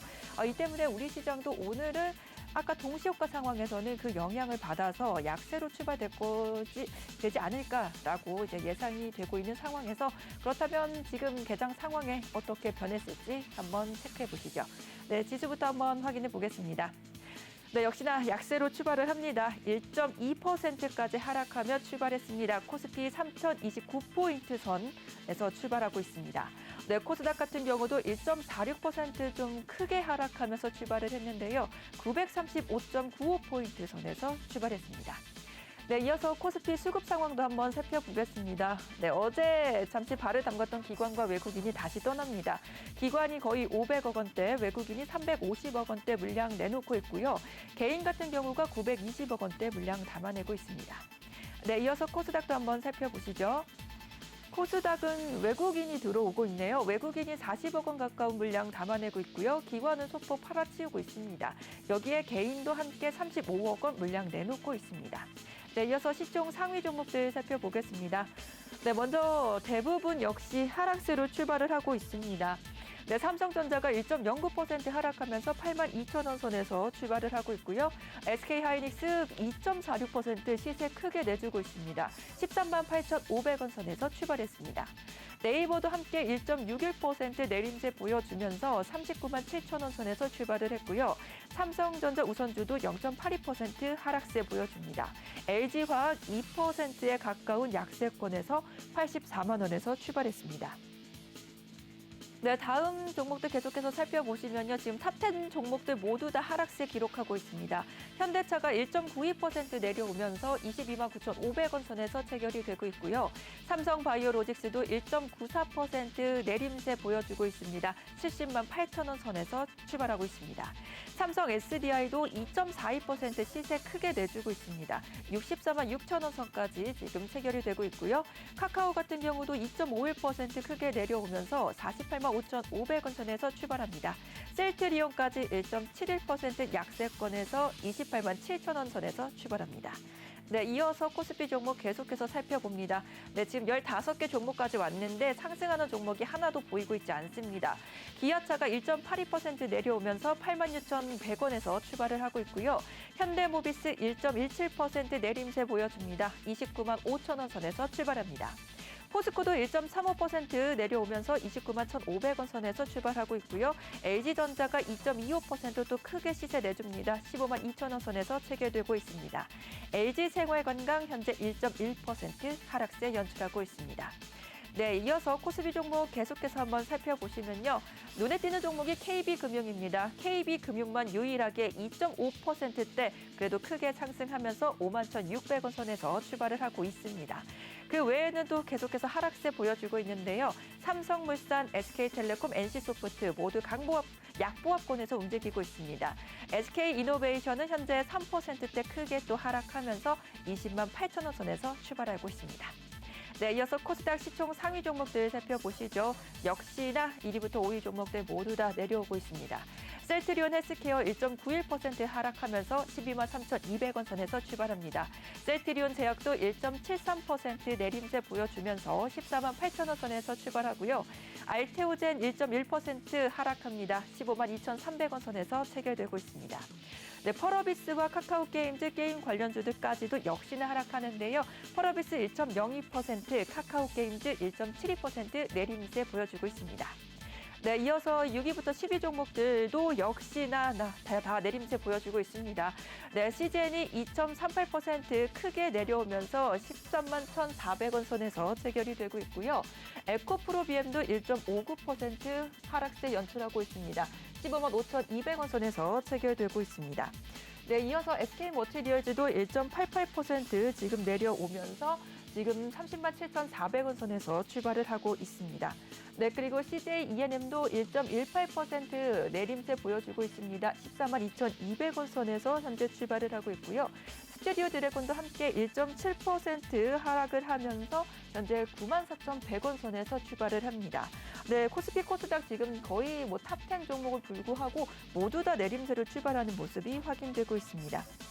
네, 그럼 업종별로 한번 살펴보도록 하겠습니다. 오늘 하락하는 종목이 많아서 하락이 가장 큰 등락률이 가장 큰 종목부터 한번 살펴보면 좋을 것 같습니다. 코스피 한번 살펴보면요. 의료 정밀 쪽 오늘 또 내림세 1.93% 하락하고 있는 상황입니다. 네, 그리고 이어서 화학 업종도 지금 1.78% 내림세 보여주고 있는데요. 특히나 가장 하락을 많이 이끌고 있는 게 넥센타이어입니다. 2.35% 하락하고 있고요. KCC도 2%대 하락세 보여주고 있습니다. 이어서 KG케미칼까지 1.76% 하락하고 있습니다. 오늘 서비스 업종도 계속해서 하락세 보여주고 있습니다. 녹십자홀딩스 오늘 1.36% 내림세 보여주면서 36,400원에서 체결이 되고 있고요. DB 현재 0.9% 하락세 보여주고 있습니다. 여기에 셀마테라퓨틱스도 오늘 0.6% 내려오면서 8,240원에서 지금 체결되고 있습니다. 네, 이어서 코스피 금융업종 한번 살펴볼 텐데요. 오늘 유일하게 좀 올라오고 있는 종목들, 이 업종들이 금융업입니다. 한미사이언스가 8.36% 상승하면서 66,100원에서 체결이 되고 있습니다. 흥국화재가 5%대 지금 상승을 펴내고 있고요. 우선주도 7%대 급등세 보여주고 있습니다. 제주은행이 지금 7.7% 급등을 하면서 8,670원 선에서 체결되고 있습니다. 네, 이어서 계속해서 금융업종 한번 살펴보도록 하죠. 한화생명이 3.73% 상승을 펴냈고요. 한화손해보험도 2.69% 상승세 이어갑니다. 4,395원에서 체결되고 있습니다. DB손해보험도 2.58% 상승하면서 45,650원 선에서 출발을 했고요. 지금 DGB금융지주도 2.14% 상승하면서 8,590원 선에서 출발했습니다. 네, 금융업종 계속해서 한번 살펴보겠습니다. KB금융 1.59% 오름세 보여주면서 51,100원에서 출발합니다. 하나금융지주도 1.56% 상승했는데요. 42,200원 선에서 체결되고 있습니다. 동양생명이 1.32% 상승하면서 4,215원에서 출발하고 있고요. 신한지주까지 1.13% 상승하면서 35,900원 선에서 체결되고 있습니다. 네, 이어서 코스닥 화학 업종들 살펴보겠습니다. 오늘 하락률이 굉장히 높은데요. 센트럴바이오가 4%대 급락하고 있습니다. 2,630원에서 체결되고 있고요. ENF 테크놀로지도 4%대 급락하면서 42,200원 선에서 출발합니다. 네, 오늘 잉크테크 3.34% 내림세 보여줍니다. 6,370원에서 체결되고 있고요. 자한도 3.22% 내림세 보여주고 있습니다. KPM테크 3%대 하락장 속에 2,905원에서 체결되고 있습니다. 네, 비금속 업종들도 한번 살펴보시죠. SG가 1.51% 내림세 보여주면서 1,955원에서 체결되고 있습니다. 삼표시멘트가 1.35% 지금 하락세 연출하면서 4,760원에서 체결이 되고 있고요. 엔디포스가 1.25% 하락한 4,355원에서 체결되고 있습니다. 여기에 고려시멘트도 1.02% 시세 내주면서 3,400원 선에서 체결되고 있습니다. 네, 이어서 운송 장비 쪽 살펴보시죠. 네, 오늘 굉장히 하락폭이 또 큽니다. OQP가 2.82%나 하락하면서 4,330원에서 체결이 되고 있고요. 코리아 FT가 2.72% 내림세 보여줍니다. 3,220원에서 출발합니다. 네, 오스템도 2.7% 시세 내주면서 3,600원 선에서 체결되고 있고요. 현대공업도 2.59% 크게 내려옵니다. 9,790원에서 체결되고 있습니다. 3기가 2.34% 내려오면서 4,175원에서 출발하고 있습니다. 네, 이어서 기기 장비 쪽도 한번 살펴보시죠. 네, 이쪽은 또 그래도 상승장이 연출되고 있네요. 톱텍이 4.88% 급등하면서 12,900원 선에서 출발하고 있습니다. TSI도 함께 2.22% 상승장 펴내면서 11,500원 선에서 출발을 하고 있고요. 수성이 1.65%, 파라텍도 1.59% 상승 출발하고 있습니다. 스페코가 1.13% 빨간불 켜내면서 9,850원에서 체결되고 있습니다. 네, 이어서 음식육 쪽 한번 살펴보시면요. 팜스토리가 2.5% 요즘 시세가 좋습니다. 계속해서 상승하고 있는데요. 2,255원에서 체결되고 있습니다. 미래생명자원도 2.01% 상승하면서 5,590원 선에서 체결이 되고 있고요. BP도 0.62% 상승한 24,450원에서 흘러가고 있습니다. 노바렉스와 팜스빌 모두 다 강보 합권에서 움직이면서 팜스빌 1,400원에서 체결되고 있습니다. 네, 오늘 하락장 속에 상승하는 종목과 하락하는 종목이 뚜렷한 것 같습니다. 지금까지 시황센터에서 개장 상황 살펴봤습니다.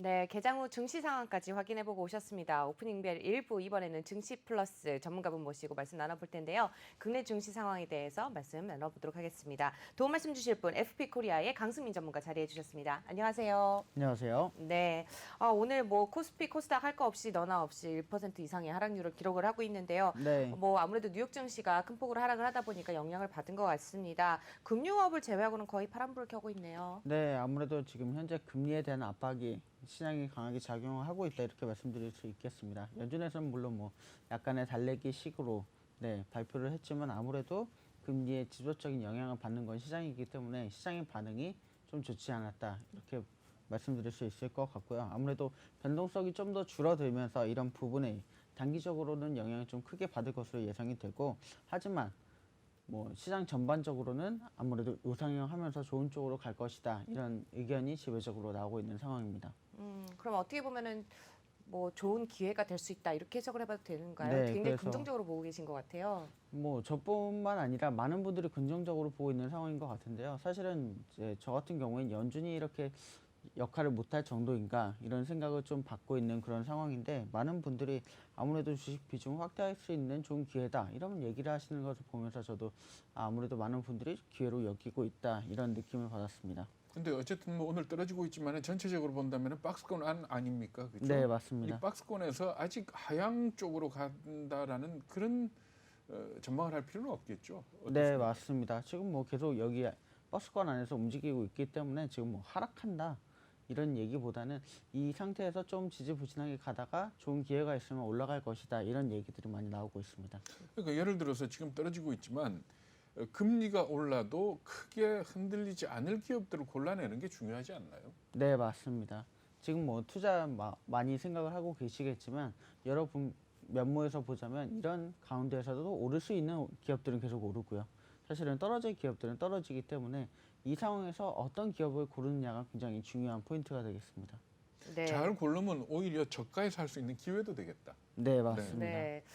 사실 이렇게 저가의 기회를 노리고 있다라는 이제 저희 주변 지인들도 말씀이 좀 많이 있으신데요. 어제도 제 지인들이 그러더라고요. 내일 빠지면 살까? 그랬더니 이제 다른 한 분이 야, 더 빠지면 사야지라고 하는데 기회가 올 수도 있고 안 올 수도 있잖아요. 네.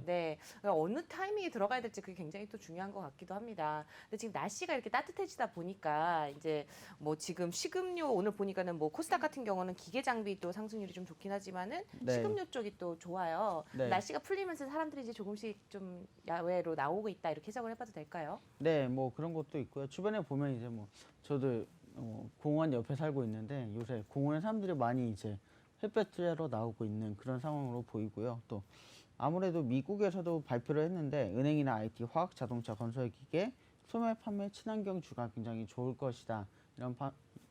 이런 뉴스가 나면서 지금 굉장히 좋은 훈풍 타고 있다고 말씀드릴 수 소매 있겠습니다. 판매, 친환경, 건설기계, 건설기계. 자동차, IT, 화학. IT 화학.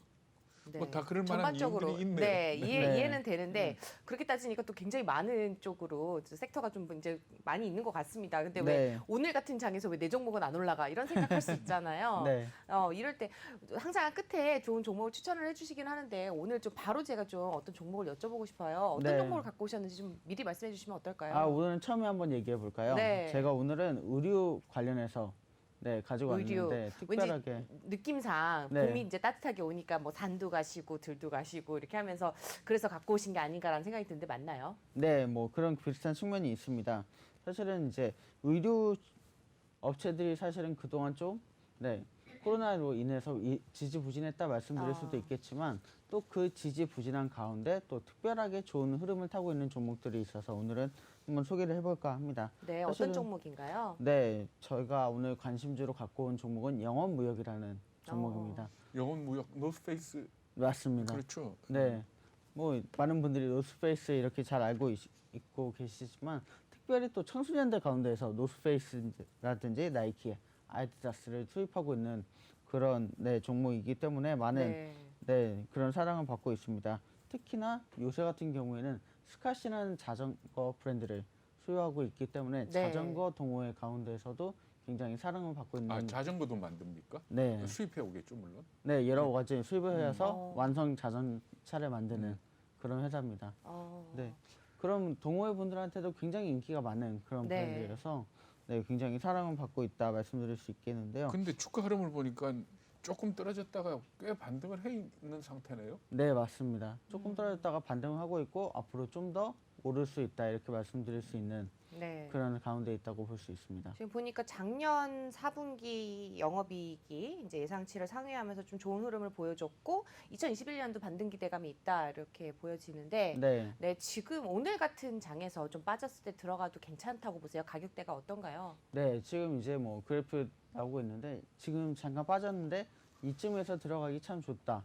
무릎 쪽에서 들어가는 거다 이렇게 말씀드릴 수 있겠습니다. 네, 확실한 무릎 맞나요? 네, 네. 근데 보니까 이게 3년 내 최고가 수준인데 부담 없을까요? 괜찮을까요? 네, 사실은 뭐 부담을 느낄 수도 있는 가격이라고 볼 수도 있는 분들이 계실 것 같은데요. 사실은 노스페이스가 굉장히 급격하게 상승해 왔기 때문에 이런 그래프가 보여지는데 노스페이스 외에도 지금 나이키와 아디다스가 대기를 하고 있고요. 네. 또 스캇 같은 경우에도 지금 굉장히 좋은 흐름을 타기 시작하는 그런 가운데 있습니다. 그래서 앞으로 좀 더 좋은 훈풍 탈 수 있다 이렇게 말씀드릴 수 있겠습니다.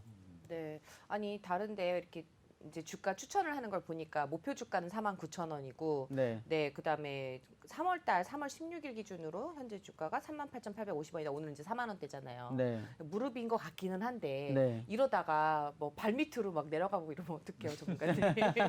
어떻게 보세요? 네, 많은 분들이 그런 얘기들을 많이 하십니다. 그런데 제가 볼 때는 지금 이쯤이 굉장히 좋은 타이밍이라고 보는 게 많은 분들이 지금 저 봄 맞아서 산행 가시고 자전거 트레킹도 가시고 이런 분위기 가운데 이제 아무래도 홀로 다니는 그런 경우가 굉장히 많습니다. 옛날 네. 같은 경우에는 이제 뭐 단체로 산행 가고 단체로 자전거 타고 이런 경우가 많았었는데요.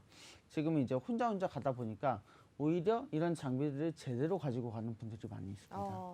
네, 그래서 아무래도 그런 부분에서 좀 더 소비가 잘 이루어질 것이다 이렇게 예상을 하고 있습니다. 네, 목표 주가보다 조금 더 올라갈 가능성도 있다고 보시는 건가요? 네, 맞습니다. 네.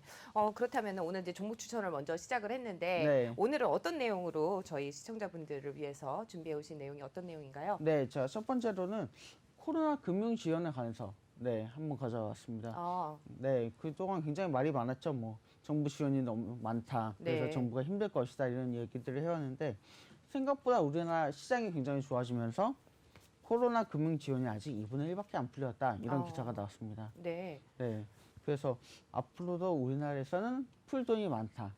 네, 이 얘기가 나오고 있는데요. 이 돈이 풀리게 되면은 뭐 어떻게 주식 쪽으로 유입이 된다 이렇게 해석을 해보시려고 생각하시는 건가요? 아니 어떤 이유에서? 네, 네. 그런 것보다는 지금 주식에 들어와 있는 지금 국가의 기금이 굉장히 많은 상황입니다. 네. 그래서 그런 이 이유에서. 기금을 네, 정리한다면 지금까지 푼 돈의 2배 정도, 네, 아직 더 풀 여력이 있다 이렇게 말씀드릴 수가 있겠네요. 그렇다면 그래서 긍정적으로 시각을 바라보시는 건가요? 네, 맞습니다. 네. 그리고 또 올 한 해 아무래도 우리나라 주식이 굉장히 또 좋을 것으로 예상을 하고 있기 때문에 국가에서는 뭐 지금 연기금도 사실은 많은 투자를 하고 있고요. 네, 우리나라에서는 아직 좀 더 투자할 수 있는 여력이 있다 이렇게 좀 우리가 볼수 받쳐줄 수 있습니다. 있는 힘이 아직 많이 남아 있다 이 얘기죠. 맞습니다. 뭐 이제 글로벌적으로 봤을 때도 이제 주요 외신들을 보니까 그 신흥시장 쪽이 괜찮을 것이다라는 얘기는 나오고 있지만 네. 우리나라도 괜찮다라는 긍정적인 시각이 저는 제가 뭐 부정적으로 바라보고 싶다는 거는 아닌데 네, 이렇게 항상 양쪽의 사이드를 다 봐야 되잖아요. 밸런스를 유지를 하기 위해서는. 근데 너무 긍정적인 시각만 가져가기에는 좀 아직은 너무 불안정하지 않나 이런 생각이 좀 들거든요. 네, 근데 뭐 아직은 여력이 남아 있다. 네. 이렇게 해석을 해보시는 거죠. 네, 뭐 해석이라기보다는 모든 지표를 이제 다 봤을 때 그렇게 결론을 내릴 수 있다는 게 지금 금융권 그리고 우리나라 그리고 해외 외신들의 결정입니다. 네, 오늘은 아까 이제 주요 아웃도어 쪽으로 종목을 좀 추천해 주셨는데 네, 전반적인 섹터에서 아까 얘기하셨던 그 뭐 소비재 아까 소비 네, 얘기하셨었나요? 맞습니다. 그다음에 기계 장비도 얘기하셨었고, 네, 그냥 친환경도 얘기를 하셨었는데 가장 유망하다라고 보는 섹터가 있다면 어느 쪽일까요? 지금 가장 유명하다는 당연히 은행이라고 그렇죠. 할 수 있습니다. 아무래도 고금리 안전하게. 때문에. 네. 아무래도 금리가 지금 이제 계속해서 올라가고 있기 때문에 네. 이러한 영향을 무시할 수는 없을 것 같습니다. 근데 워낙 은행주는 무거우니까 보험을 보는 건 어때요? 네, 맞습니다. 사실은 뭐 보험주를 많이 보고 계신 것 같은데요. 네. 보험주가 또 특히나 네, 미국 국채에 굉장히 투자를 많이 하기 때문에 네, 네. 이 부분에 있어서는 좀 더 좋은 흐름을 가져갈 수 있다 말씀드릴 수 있습니다. 제가 안 그래도 아까 제 이제 예전에 담아뒀던 포트폴리오를 보니까 DB 손해보험이 유일하게 빨간불을 켜고 있더라고요. 네, 제가 담고 있는 거는 아닙니다. 네.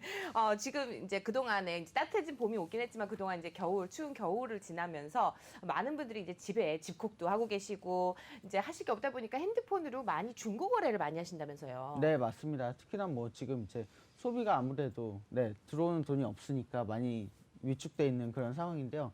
그러다 보니까 아무래도 좀 싸게 좋은 물건들을 살 수 있는 그런 중고 거래들을 많이 하고 아니 계십니다. 근데 그 중고 거래가 늘어나고 뭐 이건 다 좋은데 사실 저 중고 거래 그러면 당근나라 정도밖에 모르는데 네. 그 중고 거래가 늘어난다라고 했을 때 상장돼 있는 회사들 중에서 수혜를 볼 만한 회사들이 있습니까? 중고 거래 가지고 이제 뭐 이렇게 상장되어 있다 이런 회사들은 이렇게 딱히 찾아보기는 어려워요. 네. 네, 근데 굉장히 수혜를 많이 입을 수 있는 기업 중에 하나가 네이버입니다. 네이버 네. 네네. 네, 우리나라 제일 큰 중고 업체가 중고나라라는 카페인데요. 그렇죠. 네. 네. 네, 이 카페가 네이버에 소속돼 있습니다. 아, 그래요? 네. 그러면서 사실은 결제 플랫폼을 네이버에서 가져가면서 이 중고나라의 결제 플랫폼을 이제 본격적으로 들여놓기 시작했는데요. 그러면서 네이버에서 굉장히 결제 플랫폼을 좋게 사용해 가는 중이라고 볼 수 있습니다. 아, 그러니까 중고 거래가 잘 돼서 뭐 중고나라 같은 게 만약에 돈을 잘 벌고 좋아진다면은 어떻게 보면 네이버가 반사 이익을 받을 수 있는. 네, 맞습니다. 아니 저도 이제 아까 당근 얘기하셨지만 네. 당근도 많이 활성화가 되어 있고 뭐 번개장터, 네. 뭐 중고나라 되게 많은 것 같아요. 근데 이렇게 당근 마켓이라든지 아니면은 번개장터 이런 것들이 상장을 한다 그러면 저도 관심을 가질 것 같거든요. 네. 전문가님은 이런 중고나라 혹은 뭐 이런 쪽으로 해서 네이버를 이제 네이버가 유일하다라고 얘기를 하셨는데 향후에도 이런 쪽으로 최대 실적을 냈을 때 우리가 뭐 좀 직접적으로 연관은 없더라도 좀 관련해서 관심을 가져볼 만한 곳이 있을까요?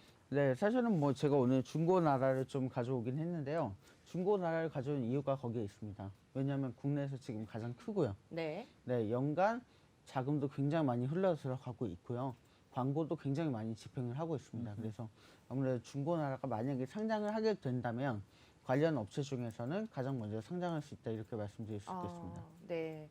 뭐 어떻게 될지는 이제 조금 더 향후 지켜봐야 되겠지만 네, 아까 지금 이번 세 번째 가져온 이슈를 보니까 이제 앞서서도 저희가 이제 스펙 얘기를 잠깐 했었습니다. 미국에서 굉장히 광풍을 불고 있을 정도로 스펙 투자가 굉장히 각광을 받고 있는데 사실 앞에 나와주셨던 이민우 전문가님께서는 제발 스펙에 좀 관심 좀 꺼라 이러셨거든요. 네, 맞습니다. 너무 위험한데 왜 이렇게 자꾸 그쪽으로 눈길을 돌리시느냐라고 말씀해 주셨는데 스펙 광풍에 대해서 어떤 내용을 전해주실 건가요? 네, 저도 사실은 비슷한 내용으로 준비했는데 깜짝 놀랐습니다. 네. 들으면서 스펙 광풍에 이제 소화 불량이 걸릴 정도다 이런 얘기를 그런 뉴스가 나왔는데요. 아무래도 지금 이제 스펙 광풍이 왜 이렇게 부냐? 우리나라에서 IPO가 굉장히 열풍을 불고 있는데 비슷한 그런 흐름이라고 보시면 되겠습니다. 아니 근데 스펙은 우리나라에는 없는 개념 아닙니까? 네, 그렇죠? 맞습니다. 근데 우리 서학개미가 스펙에 들어갈 수 있나요? 어떻게 돼 있어요? 네, 사실은 스펙에는 누구나 투자를 할 수 있기 때문에 네네. 우리나라 서학 게임들이 IPO랑 비슷하게 미국에서는 스펙을 노리고 있는 겁니다. 그럼 이제 투자가 가능하다. 네. 네. 소화 불량이 걸릴 정도면 지금 아직 거품은 아니다라고 해석해 볼 수 있나요? 어떤가요? 거품이 엄청나게 꼈다 이렇게 말씀드릴 수 있을 것 역시 같습니다. 마찬가지로 부정적으로 보고 네, 계시군요. 맞습니다. 네. 그래서 이 부분이 굉장히 사실은 위험한 부분이 있습니다. 뭐 IPO도 그렇고 네. 스펙 상장도 사실은 이게 기업이 제대로 상장이 된 것이 아니기 때문에 그렇죠. 상장이 실패한다면 내가 갖고 있는 자산이 굉장히 빠르게 무너질 가능성이 크거든요.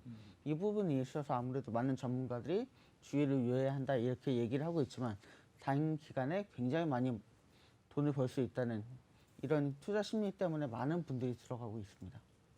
근데 리스크가 굉장히 많은 상품이다 이렇게 봐야 되는 건가요? 네, 그렇죠. 맞습니다. 그러니까 결국은 뭔가면 돈을 모아가지고 그 네. 돈만 갖고 있는 회사를 상장시키고 그 돈을 가지고 비상장사 중에 좋은 거를 인수를 해서 일종의 우회상장이죠. 우회상장. 그렇죠. 네. 그렇게 하는 건데 우리나라에서는 안 되게 돼 있지만 미국에서는 하는 건데 사실 어떤 좋은 기업을 갖고 올 거냐 뭐 여기에 대한 확실한 그것도 없고 네. 어떻게 본다면 성공한다면은 대박이 나겠지만 아니라면 상당히 좀 힘든. 네. 진짜 쪽박이 되는 네, 뭐 아니면 도군요. 네, 맞습니다. 네. 그래서 한국에서 또 가능성이 있는 걸 한번 좀 얘기를 해봐야 될 것 같은데요. 네. SK 바이오사이언스 이제 공모 이후에 1인당 8억 대박은 뭔가요? 네, 이거 저도 정말 보고 부럽다 이런 얘기를 네. 할 수밖에 없는데요. 지금 이제 기업 안에 이제 이제 뭐 임원들도 있고 뭐 직원들도 있는데 직원들이 우리 사주를 받았는데 이게 1인당 거의 8억에 육박한다 이런 얘기가 나오고 있습니다. 네.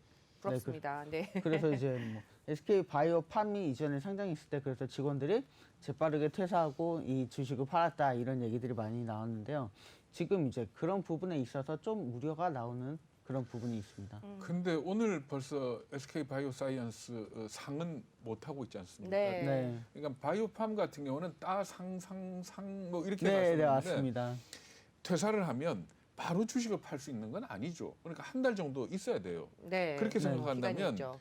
만약 바이오사이언스가 주가 예측을 하고 퇴사를 해야 되거든요. 그렇죠. 제가 보기에는 퇴사 안 하는 게 좋을 것 같아요. 네, 그래서 지금 이제 뉴스에도 나왔지만 많은 분들이 왜 퇴사를 하냐? 우리는 갖고 있겠다. 우리는 여전히 일한다. 이런 얘기들을 하고 있는데요. 네. 아무래도 이전보다는 조금 이제 약한 그런 흐름이 있기 때문이기도 하고요. 사실은 들고 있었을 때 미래 가치가 더 높아지는 그런 기업이기 때문에 계속해서 일하면서 이 주식 가치를 더 높이겠다 이런 이야기가 나오고 있습니다. 혹시 앵커님 SK 바사 임원분하고 무슨 연관 있으신 건 아니죠? 네. 골드만삭스가 또 이어서 금리 상승 수혜주로 이제 꼽은 것들이 있다면서요? 네, 맞습니다. 네. 골드만삭스가 뭐 오랜만에 뭐 이런 얘기들을 하고 있는데요. 지금 바스켓에 담긴 그런 포트폴리오에는 첫 번째로는 금융주, 네. 네. 네, 두 번째로는 항공주를 담았다고 합니다. 항공주요. 네. 네. 그래서 뭐 항공주가 좀 이상하게도 굉장히 계속해서 오른다 이런 얘기가 나왔었는데 이게 골드만삭스에 연관된 분들이 뉴스를 흘리지 않았는지 그런 네. 얘기가 이제 나오고 있습니다. 근데 사실 이게 골드만삭스가 바스켓을 만들어 가지고 담았는데 이게 금리만을 기준으로 했다는 건가요? 금리 올라갈 걸 예상을 하고. 네, 맞습니다. 근데 사실 항공사 같은 경우에는 비행기 리스로 하기 때문에 그렇죠. 금리 부담이 좀 있는 기업인 걸로 아는데. 그럴 것 같은데. 네, 맞습니다. 네. 그런데도 골드만삭스가 이런 예측을 했다는 것은 네, 분명히 어딘가에 이유가 있을 것이다. 이런 것이 시장의 지배적인 분석이기 때문에 골드만삭스를 아무래도 추정하는 분들도 굉장히 많고요.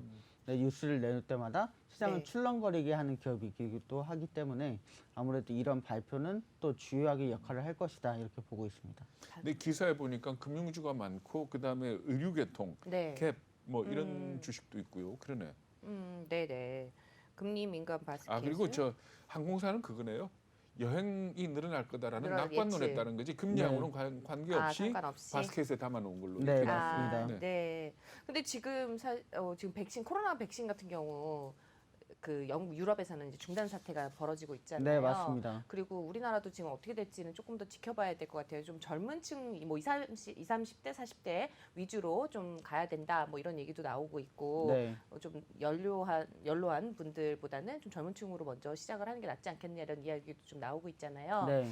그러면은 지금 골드만이 담고 있다는 이 여행주나 항공주 같은 경우는 향후에 조금 생각했던 것보다 그러니까 핑크빛 비전이 아닐 수도 있다라는 생각이 들거든요. 네, 생각보다 좀 더 뒤로 미뤄질 수 있겠다 이런 이야기들이 굉장히 빠르게 나오고 있습니다. 우리나라도 지금 이제 뭐 아스트라제네카를 맞은 분 중에 혈전이 이미 발견된 분이 있다. 뭐 있다 그랬죠. 네, 이런 이야기가 나오고 있기 때문에 많은 분들이 나는 아스트라제네카라면 받지 않겠다 이런 글들이 쑥쑥들이 올라오고 있습니다. 그러니까 네. 항공주나 여행주에 대해서 분석하고 있는 전문가들 얘기를 들어보면은 그러니까 결국은 기대감 때문에 주가가 오르고 그리고 네. 또 한 가지는 뭔가 하면은 어쩔 수 없이 구조조정을 했지 않습니까? 그렇죠. 코로나 기간 동안. 네. 그러니까 비용이 과거에 비해서는 절감이 된. 절감이 된. 그러니까 만약에 수익이 나기 시작한다면은 수익 구조가 더 탄탄해지는 그렇기 때문에 팬데믹 이전보다 주가가 조금 더 높다라고 네. 설명을 하고 있거든요. 네, 근데 그 설명을 그대로 다 믿어야 될지 그러게요. 네, 그거는 이제 계속해서 지켜보셔야 될 것 같고요. 저희는 네. 항상 양방에서 양쪽의 사이드에서 이렇게 모든 관측을 지켜보고 또 전달해드린다는 점 다시 한번 강조를 해드리고 싶습니다. 네, 6번째 이슈 슈퍼파월의 투심이 활짝 웃었다. 네, 네. 과연 맞는 말일까요? 지금 현 시점에서 어떻게 보세요? 사실은 뭐 지금 현 시점에서 만다 이런 것라기보다는 제가 볼 때는 파월의 이런 이야기들이 앞으로 6개월 동안 계속해서 시장을 좋게 만들 것이다 이렇게 볼 수 있겠습니다. 좀 더 장기적인 관점에서 가져오셨다는 네, 말씀이신 것 맞습니다. 같은데 지금 보니까 외환 마감 환율 6.5원 하락. 아무래도 이제 미리 준비를 항상 해오시다 보니까 지금 네. 현 시점하고 조금 어긋나는 부분이 있는 것 같기는 합니다만은 지금 어떤 내용을 담고 있는지 좀 설명을 해주신다면요. 네, 그러니까 달러는 계속 좀 강세로 갈 거다 이렇게 보시는 거죠. 네, 달러는 아무래도 강세로 네. 갈 거다 이렇게 보고 있고요. 아무래도 그 흐름을 잡기 위해서 지금 이제 파월 연준 의장이 굉장히 고심하고 있는 네. 그런 가운데 있는데 발표들을 계속해서 하지만 이 발표들이 예전이라면 달러를 굉장히 좀 차분하게 만들 수 있는 그런 발표였다. 근데 지금 같은 경우에 달러를 이렇게 제대로 움직이지 못하고 있는 그런 흐름이 나오고 있기 때문에 아무래도 연준에서도 굉장히 고심을 많이 하고 있는 그런 상황이라고 예측이 되고 있습니다. 뭐, 제가 정확한 건지는 모르겠지만 그 달러가 이제 강세를 갈 경우에 그렇게 되면 지금 또 외국인 매도세 또 계속 나오는 거 아닌가라는 생각이 들거든요. 맞습니다.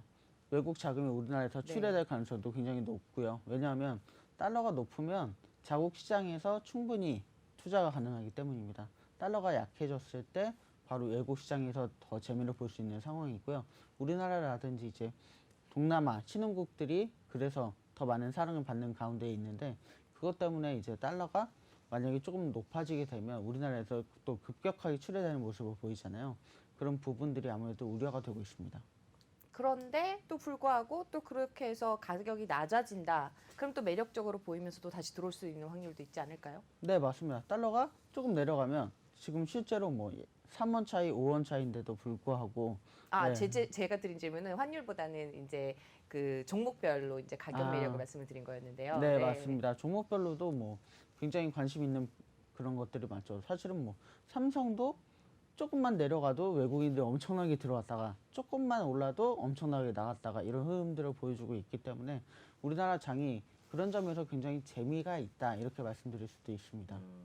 뭐 재미로 볼 수도 있고 개인 투자자분들 같은 경우는 하루에도 막 그 가슴을 철렁철렁 내리는 그런 그렇죠. 상황이기도 하잖아요. 지금 만약에 그런 경우에 이제 가격이 하락을 했을 때 좀 유망한 섹터 아까 친환경 쪽도 있었고 뭐 다양하게 있었지만 네. 네, 그 아까도 얘기하셨던 뭐 커머스 쪽은 어떤지 한번 그 말씀 좀 들어보고 싶은데요. 네, 사실 뭐 커머스 쪽 요소에 계속해서 이야기가 나오고 있죠. 쿠팡을 필두로 해서 이야기가 많이 나오고 있는데 제가 오늘 또 네이버 영업무역 이런 네. 쪽을 얘기한 게 바로 그런 부분에 있어서입니다. 네이버 같은 경우에 지금 이제 계속해서 여러 가지 시도를 해오고 있는데요. 많은 뭐 결제라든지 이런 부분에서도 뭐 자기네 블로그라든지 뭐 카페에서는 뭐 네이버 페이를 쓰면 훨씬 더 이익을 많이 준다. 네. 이런 부분에 있어서도 많은 분들을 끌어모으고 있는 가운데 있고요. 여러 사이트에서 아무래도 보시면 결제할 때 네이버 페이로 결제하는 경우가 굉장히 많잖아요. 그렇죠. 그래서 이런 부분은 굉장히 빠르게 흡수해 나가고 있기 때문에 아무래도 또 금방 금융시장도 가져갈 수 있을 거라는 예측이 나오고 있습니다. 네, 앞서서 말씀을 해주셨지만 아까 추천해 주셨던 종목 끝으로 다시 한번 정리해서 말씀해 주시면 어떨까요? 네, 그렇죠. 지금 이제 전 세계적으로 다시 좀 코로나가 진정이 되면서 좋은 흐름을 타면서 의료 쪽으로 굉장히 좋은 흐름을 탈 것이다. 이런 얘기가 나오고 있고 우리나라에서는 또 외국 의류 브랜드를 많이 갖고 있는 영업무역이 또 거기서 한 역할을 할 것이다. 이런 얘기가 나오고 있습니다. 그래서 많은 분들이 영업무역 좀 더 관심 있게 봐주시면 좋을 것 같습니다. 네, 오늘도 말씀 잘 들었습니다. 오늘 도움 말씀 주신 분, 네, FP코리아의 강승미 전문가였습니다. 말씀 고맙습니다. 감사합니다.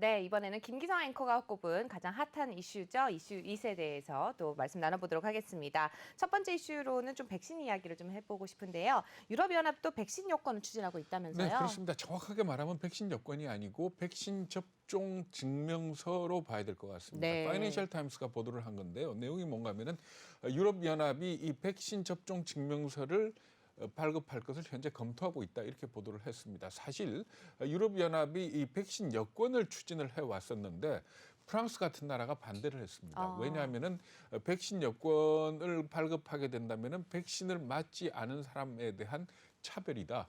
이렇게 주장을 해가지고 백신 여권이 아닌 백신 접종 증명서, 그러니까 디지털 녹색 증명서 이렇게 보시면 될 것 같습니다. 그래서 네. 이걸 강하게 주장하는 쪽이 아무래도 그리스나 스페인처럼 관광 산업의 비중이 높은 나라들이 이걸 요구를 했고 그래서 이게 이루어진다 이렇게 보시면 되는데 현재 그 백신 여권과 관련해서는 아이슬란드하고 이스라엘, 중국이 이미 도입을 한 그런 상황입니다. 네. 그렇기 때문에 결국 이런 백신 여권이 됐건 아니면 백신 접종 증명서가 됐건 간에 빨리 좀 범용화되지 않을까 하는 그런 관측들이 나오고 있습니다. 왜냐하면은 일단 백신을 맞았거나 아니면 코로나에 걸려서 항체가 형성된 사람들은 어느 나라를 가더라도 격리 기간 없이 활동을 네. 하고 여행을 할 수 있게 해주기 때문에 결과적으로 각국이 볼 적에 꼭 필요한 사항이거든요. 그렇죠. 이렇게 볼 때 우리나라는 좀 걱정이죠. 그렇죠. 네, 맞습니다. 아무래도 네. 우리가 백신 접종 순위가 좀 떨어지는 이런 부분에서 걱정이고 사실 아스트라제네카 백신에 대해서 어젯밤에 그 EMA 그러니까 유럽 의약품청에서 뭐 위험보다는 이득이 크다 이렇게 발표를 했습니다만은 그 뒤에 꼬리를 살짝 달았습니다. 어떤 뭐라고 걸 했는가 달았죠? 하면 어떤 특례한 사안에 대해서는 인과관계 가능성이 있을 수도 있기 때문에 네. 더 깊이 조사를 해봐야 된다라고 얘기를 했습니다. 이렇게 물론 이 부분을 놓고 본다면은 완전히 이 위험 부담에 대한 게 없어졌지 않거든요. 그럼요. 맞습니다. 물론 유럽 국가들 중에서 이제 아스트라제네카 백신을 갖다 접종 재개하는 나라들도 있는데 우리가 왜 이 아스트라제네카 백신에 대해서 이렇게 심각하게 보고 있는가 하면은 상반기 접종분 중에 3분의 1 이상이 우리나라가 아스트라제네카 백신을 네. 접종할 그런 계획으로 있습니다. 그렇기 때문에 자칫 큰 부작용의 얘기가 나오게 된다면은 우리 접종 계획 자체가 문제가 생길 수 있기 때문이다. 이렇게 보시면 됩니다. 네, 맞습니다. 우리나라도 백신을 우선적으로 좀 접종해야 하는 대상을 좀 바꿨다고 하는데요. 어떤 내용이죠? 아니 바꾼 건 아니고요. 네. 경제계에서 나온 얘기입니다. 그러니까 국가 경제자문위원회에서 어저께 정책 포럼을 갖다가 열었습니다. 네. 근데 거기에서 경제계 쪽에서 나온 얘기입니다. 뭔가 하면은 백신을 접종하는 첫 번째 목적, 네, 이 사망자를 줄이자는 거 아닙니까? 그렇죠. 그리고 그 이후를 생각한다면 집단 면역을 통해서 전파를 차단하겠다, 그러니까 네. 종결하겠다는 건데 이 문제를 두고 사실 백신이 한참 개발될 때 미국이나 유럽에서 논란이 됐었습니다. 백신이 개발되면 그럼 누구부터 맞추느냐, 네. 누구부터 접종을 하느냐 이걸 가지고 뭐라고 얘기를 하는가 하면 경제적으로 따져서는 사실은 젊은 사람이 맞는 게 낫다. 왜 그런가 하면 젊은 사람들은 대부분 무증상에다가 그렇죠. 전파력이 강하기 때문에 빨리 종식을 시키려면 젊은 사람에게 맞춰야 되고 접종을 해야 되고 사망자를 줄이기 위해서는 나이 든 사람들을 네. 먼저 맞춰야 된다. 근데 사실 어느 나라든 이 사망, 네. 죽음이 문제 아닙니까? 그래서 그럼요. 대부분의 나라들이 이 65세 이상 이런 그리고 기저질환이 있는 그 어르신들 네, 이렇게 그렇죠. 네. 위주로 가고 있습니다만은 우리 이 어제 포럼에서 주장된 이유는 뭔가 하면 우리나라는 다행히도 사망자가 적기 때문에 그렇게 본다면은 좀 접종 순서를 좀 바꿔도 되지 않겠느냐. 특히 지금 우리가 이 백신 접종을 갖다 활발하게 못하면서 무슨 얘기가 생기는가 하면은 결국은 사회적 거리두기로 지금 막고 있는 거 아닙니까? 맞습니다. 네. 그러니까 다른 나라는 백신 코로나 바이러스하고 지금 백신을 갖고 총질을 하면서 싸우고 있는데 우리는 지금 숨어 있는 거거든요. 사회적 거리두기를 통해서 숨어서 피하는 형국인데 이게 결국은 자영업자한테 큰 부담이 되고 또 문제는 뭔가 하면 학생들이 제대로 등교를 못하기 때문에 이 학력 격차, 소득 격차에 따른 학력 격차의 문제도 이게 심각한 부분입니다. 그렇기 때문에 이게 무슨 어느 쪽이 정답은 없겠지만은 이런 쪽도 생각을 해보면 어떠냐. 그러니까 꼭 젊은 사람들을 먼저 맞추는 건 아니더라도 어떤 그런 문제를 해결할 수 있는 쪽으로도 한번 생각을 해봐야 된다는 그런 지적이 있었습니다. 네. 첫 번째 이슈로 백신 문제에 대해서 말씀을 나눠봤고요. 두 번째 이슈도 한번 확인을 해보도록 하겠습니다.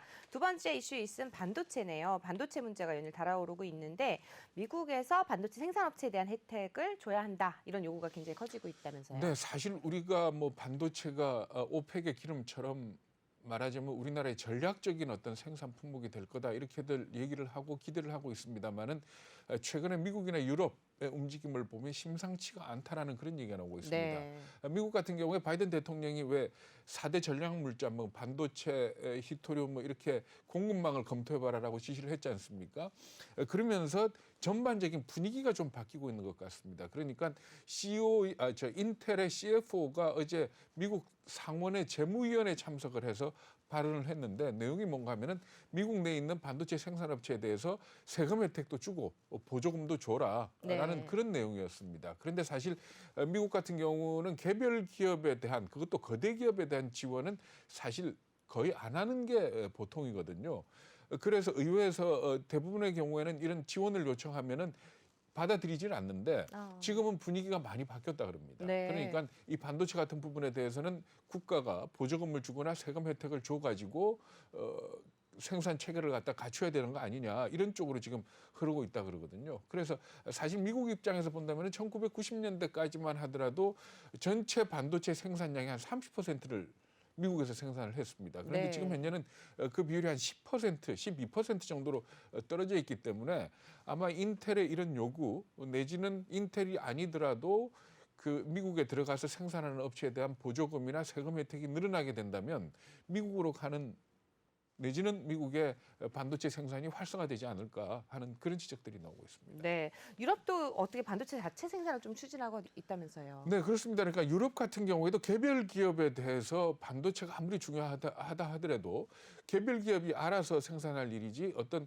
정부 차원에서 도움은 없었는데 사실 얼마 전에 그게 있었지 않습니까? 500억 유로를 투자해가지고 반도체 생산 공급 밸류체인을 만들겠다 하는 그런 얘기를 했지 않습니까? 네. 그런데 사실 유럽을 갖다가 주목을 해야 되는 이유는 뭔가 하면은 잘 아시겠지만은 ASML이라는 회사, 그러니까 네. 극자외선 노광 장비를 만드는 회사가 유럽에 있고요. 그리고 차량용 반도체를 만드는 NXP나 인피니아 같은 회사들이 다 유럽에 있습니다. 그러니까 어떻게 보면 유럽의 반도체 기술은 어떤 특정 분야에서는 굉장한 경쟁력을 가지고 있는 그런 나라입니다. 그렇기 네. 때문에 유럽이 만약에 반도체 생산 메모리가 됐건 비메모리가 됐건 생산 체제를 갖추게 된다면은 굉장히 버거운 상대가 될 수 있다, 이렇게 보시면 되는 거고요. 그리고 또 하나 반도체 이 분쟁과 관련해서 우리가 눈여겨봐야 될 게 뭔가 하면 대만이 일본, 미국하고 묶어가지고 우리나라 반도체에 좀 대항하는 듯한 네. 그런 움직임을 보이고 있습니다. 그러니까 TSMC 같은 경우에 미국에다가 지금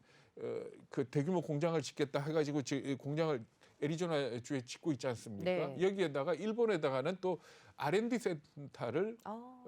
하는 걸로 이렇게 얘기를 하고 있습니다. 그러니까 대만 입장에서 본다면은 자기네들은 현재 파운드리만 하고 있지만은 이 생산과 연구 개발을 미국과 일본을 묶어서 전반적으로 한국에 대항하는 거 아니냐 하는 그런 해석이 나오고 있는 겁니다. 근데 우리나라에서 가장 큰 반도체 회사 삼성전자의 총수는 감옥에 있거든요. 네. 참 걱정이 아닐 수가 없습니다. 맞습니다. 네, 유럽 반도체, 미국과 유럽의 반도체 문제까지 이슈의 두 번째 이슈로 확인해 보셨습니다. 저희는 잠시 후에 증시 상황에 대해서 확인해 보도록 하겠습니다.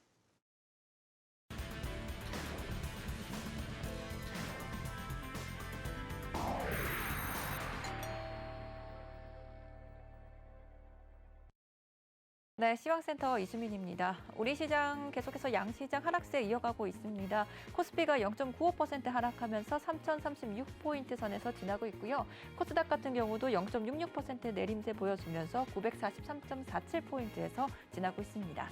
네, 이어서 수급 상황 살펴보겠습니다. 먼저 코스피부터 살펴보시면요. 기관과 외국인의 동반 매도세 들어오고 있습니다. 외국인이 1,300억 원대, 기관이 좀 많이 물량을 내놓고 있습니다. 3,800억 원대 물량 내놓고 있고요. 개인이 5,300억 원대 물량 담아내고 있습니다.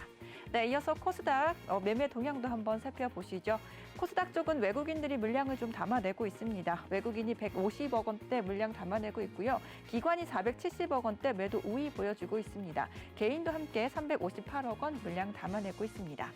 네, 오늘의 특징주 먼저 살펴보겠습니다. 먼저 은행 관련주인데요. 역시나 이 미국에서 국채금리 10년물이 1.75%까지 오르면서 금리 상승에 따라서 은행주들 탄력받고 있습니다. KB금융은 소폭도 상승을 하락을 하네요. 0.4% 내림세 보여주면서 5만 100원 선에서 지금 흐르고 있고요. 하나금융지주가 0.48% 강보합권에서 움직이고 있습니다. 우리 금융지주도 1%대 강세 흐름 속에서 1,150원에서 체결이 되고 있고요. 제주은행 같은 경우가 12%대 급등세 보여줍니다. 9,020원 선에서 체결되고 있습니다. 네, 이어서 BNK 금융지주도 0.89% 상승하면서 6,800원 선에서 체결이 되고 있고요. DGB 금융지주가 1%대 강세 속에 8,500원에서 체결되고 있습니다. 네, 이어서 손해보험주 한번 살펴보겠습니다. 역시나 금리 상승에 따라서 은행과 함께 탄력받고 있는 종목인데요. 흥국화재가 2.73% 상승폭 켜냅니다. 4,145원에서 체결되고 있고요. 한화손해보험도 오늘 탄력을 많이 받습니다. 2.57% 상승한 4,390원에서 체결되고 있습니다. 현대해상과 DB손해보험 모두 강보합권에서 움직이고 있습니다. 네, 이어서 생명보험까지 한번 살펴보시죠. 지금 삼성생명은 1%대 약세 보여주고 있고 동양생명도 약보합권이긴 하지만요. 한화생명이 1.3% 빨간불 켜내면서 3,125원에서 체결되고 있고요. 미래에셋생명도 0.83% 소폭 상승하면서 4,230원에서 체결되고 있습니다.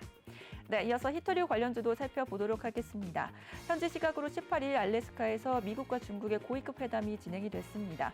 처음부터 이 언론에서는 강대강의 대결이었다 이렇게 평가를 하고 있는데요. 이와 관련해서 히토류 관련주들도 탄력받고 있습니다. 대연화성이 7.53% 급등하면서 2,855원에서 체결이 되고 있고요. 역시 유니온이 12% 급등세 가져갑니다. 9,730원에서 지금 현재 흐르고 있고요. 삼화전자도 소폭 상승한 3,815원에서 체결이 되고 있습니다. 네, 포스코는 오늘 2.2% 시세 많이 내주고 있는 상황입니다. 네, 계속해서 종목 한번 살펴보시면요. 티플렉스가 2.96% 급등하면서 4,175원에서 체결이 되고 있고요. 유니온 머티리얼도 5%대 시세를 가져가고 있습니다. 4,370원에서 현재 체결이 되고 있고 세노텍도 2.48% 상승하면서 2,275원에서 체결이 되고 있습니다. 에스맥이 1.3%, 노바팩이 0.5% 빨간불 켜내면서 히토류 관련주들도 계속해서 탄력받고 있습니다. 지금까지 시황센터였습니다. 네, 어느덧 한 주를 마무리하는 금요일이 다가왔습니다. 여러분, 금요일장 굉장히 어려운 가운데 있는데 지치지 않으셨으면 좋겠고요. 따뜻한 봄 날씨만큼이나 계속해서 따뜻한 흐름 이어가실 수 있도록 좋은 투자, 매력, 그리고 매력이 있는 정보 저희가 전해드리도록 더욱더 노력을 하겠습니다. 저희가 보내드리는 방송은 투자 판단을 위한 조언일 뿐이며 항상 투자 결정과 결과에 대한 책임만큼은 또 개인 본인에게 있다는 점도 다시 한번 상기시켜드리면서 저희 1부 문을 닫을 시간이 된 것 같습니다. 저희는 잠시 후 2부를 통해서 보다 매력적인 내용으로 다시 돌아오도록 하겠습니다. 시청해주셔서 고맙습니다.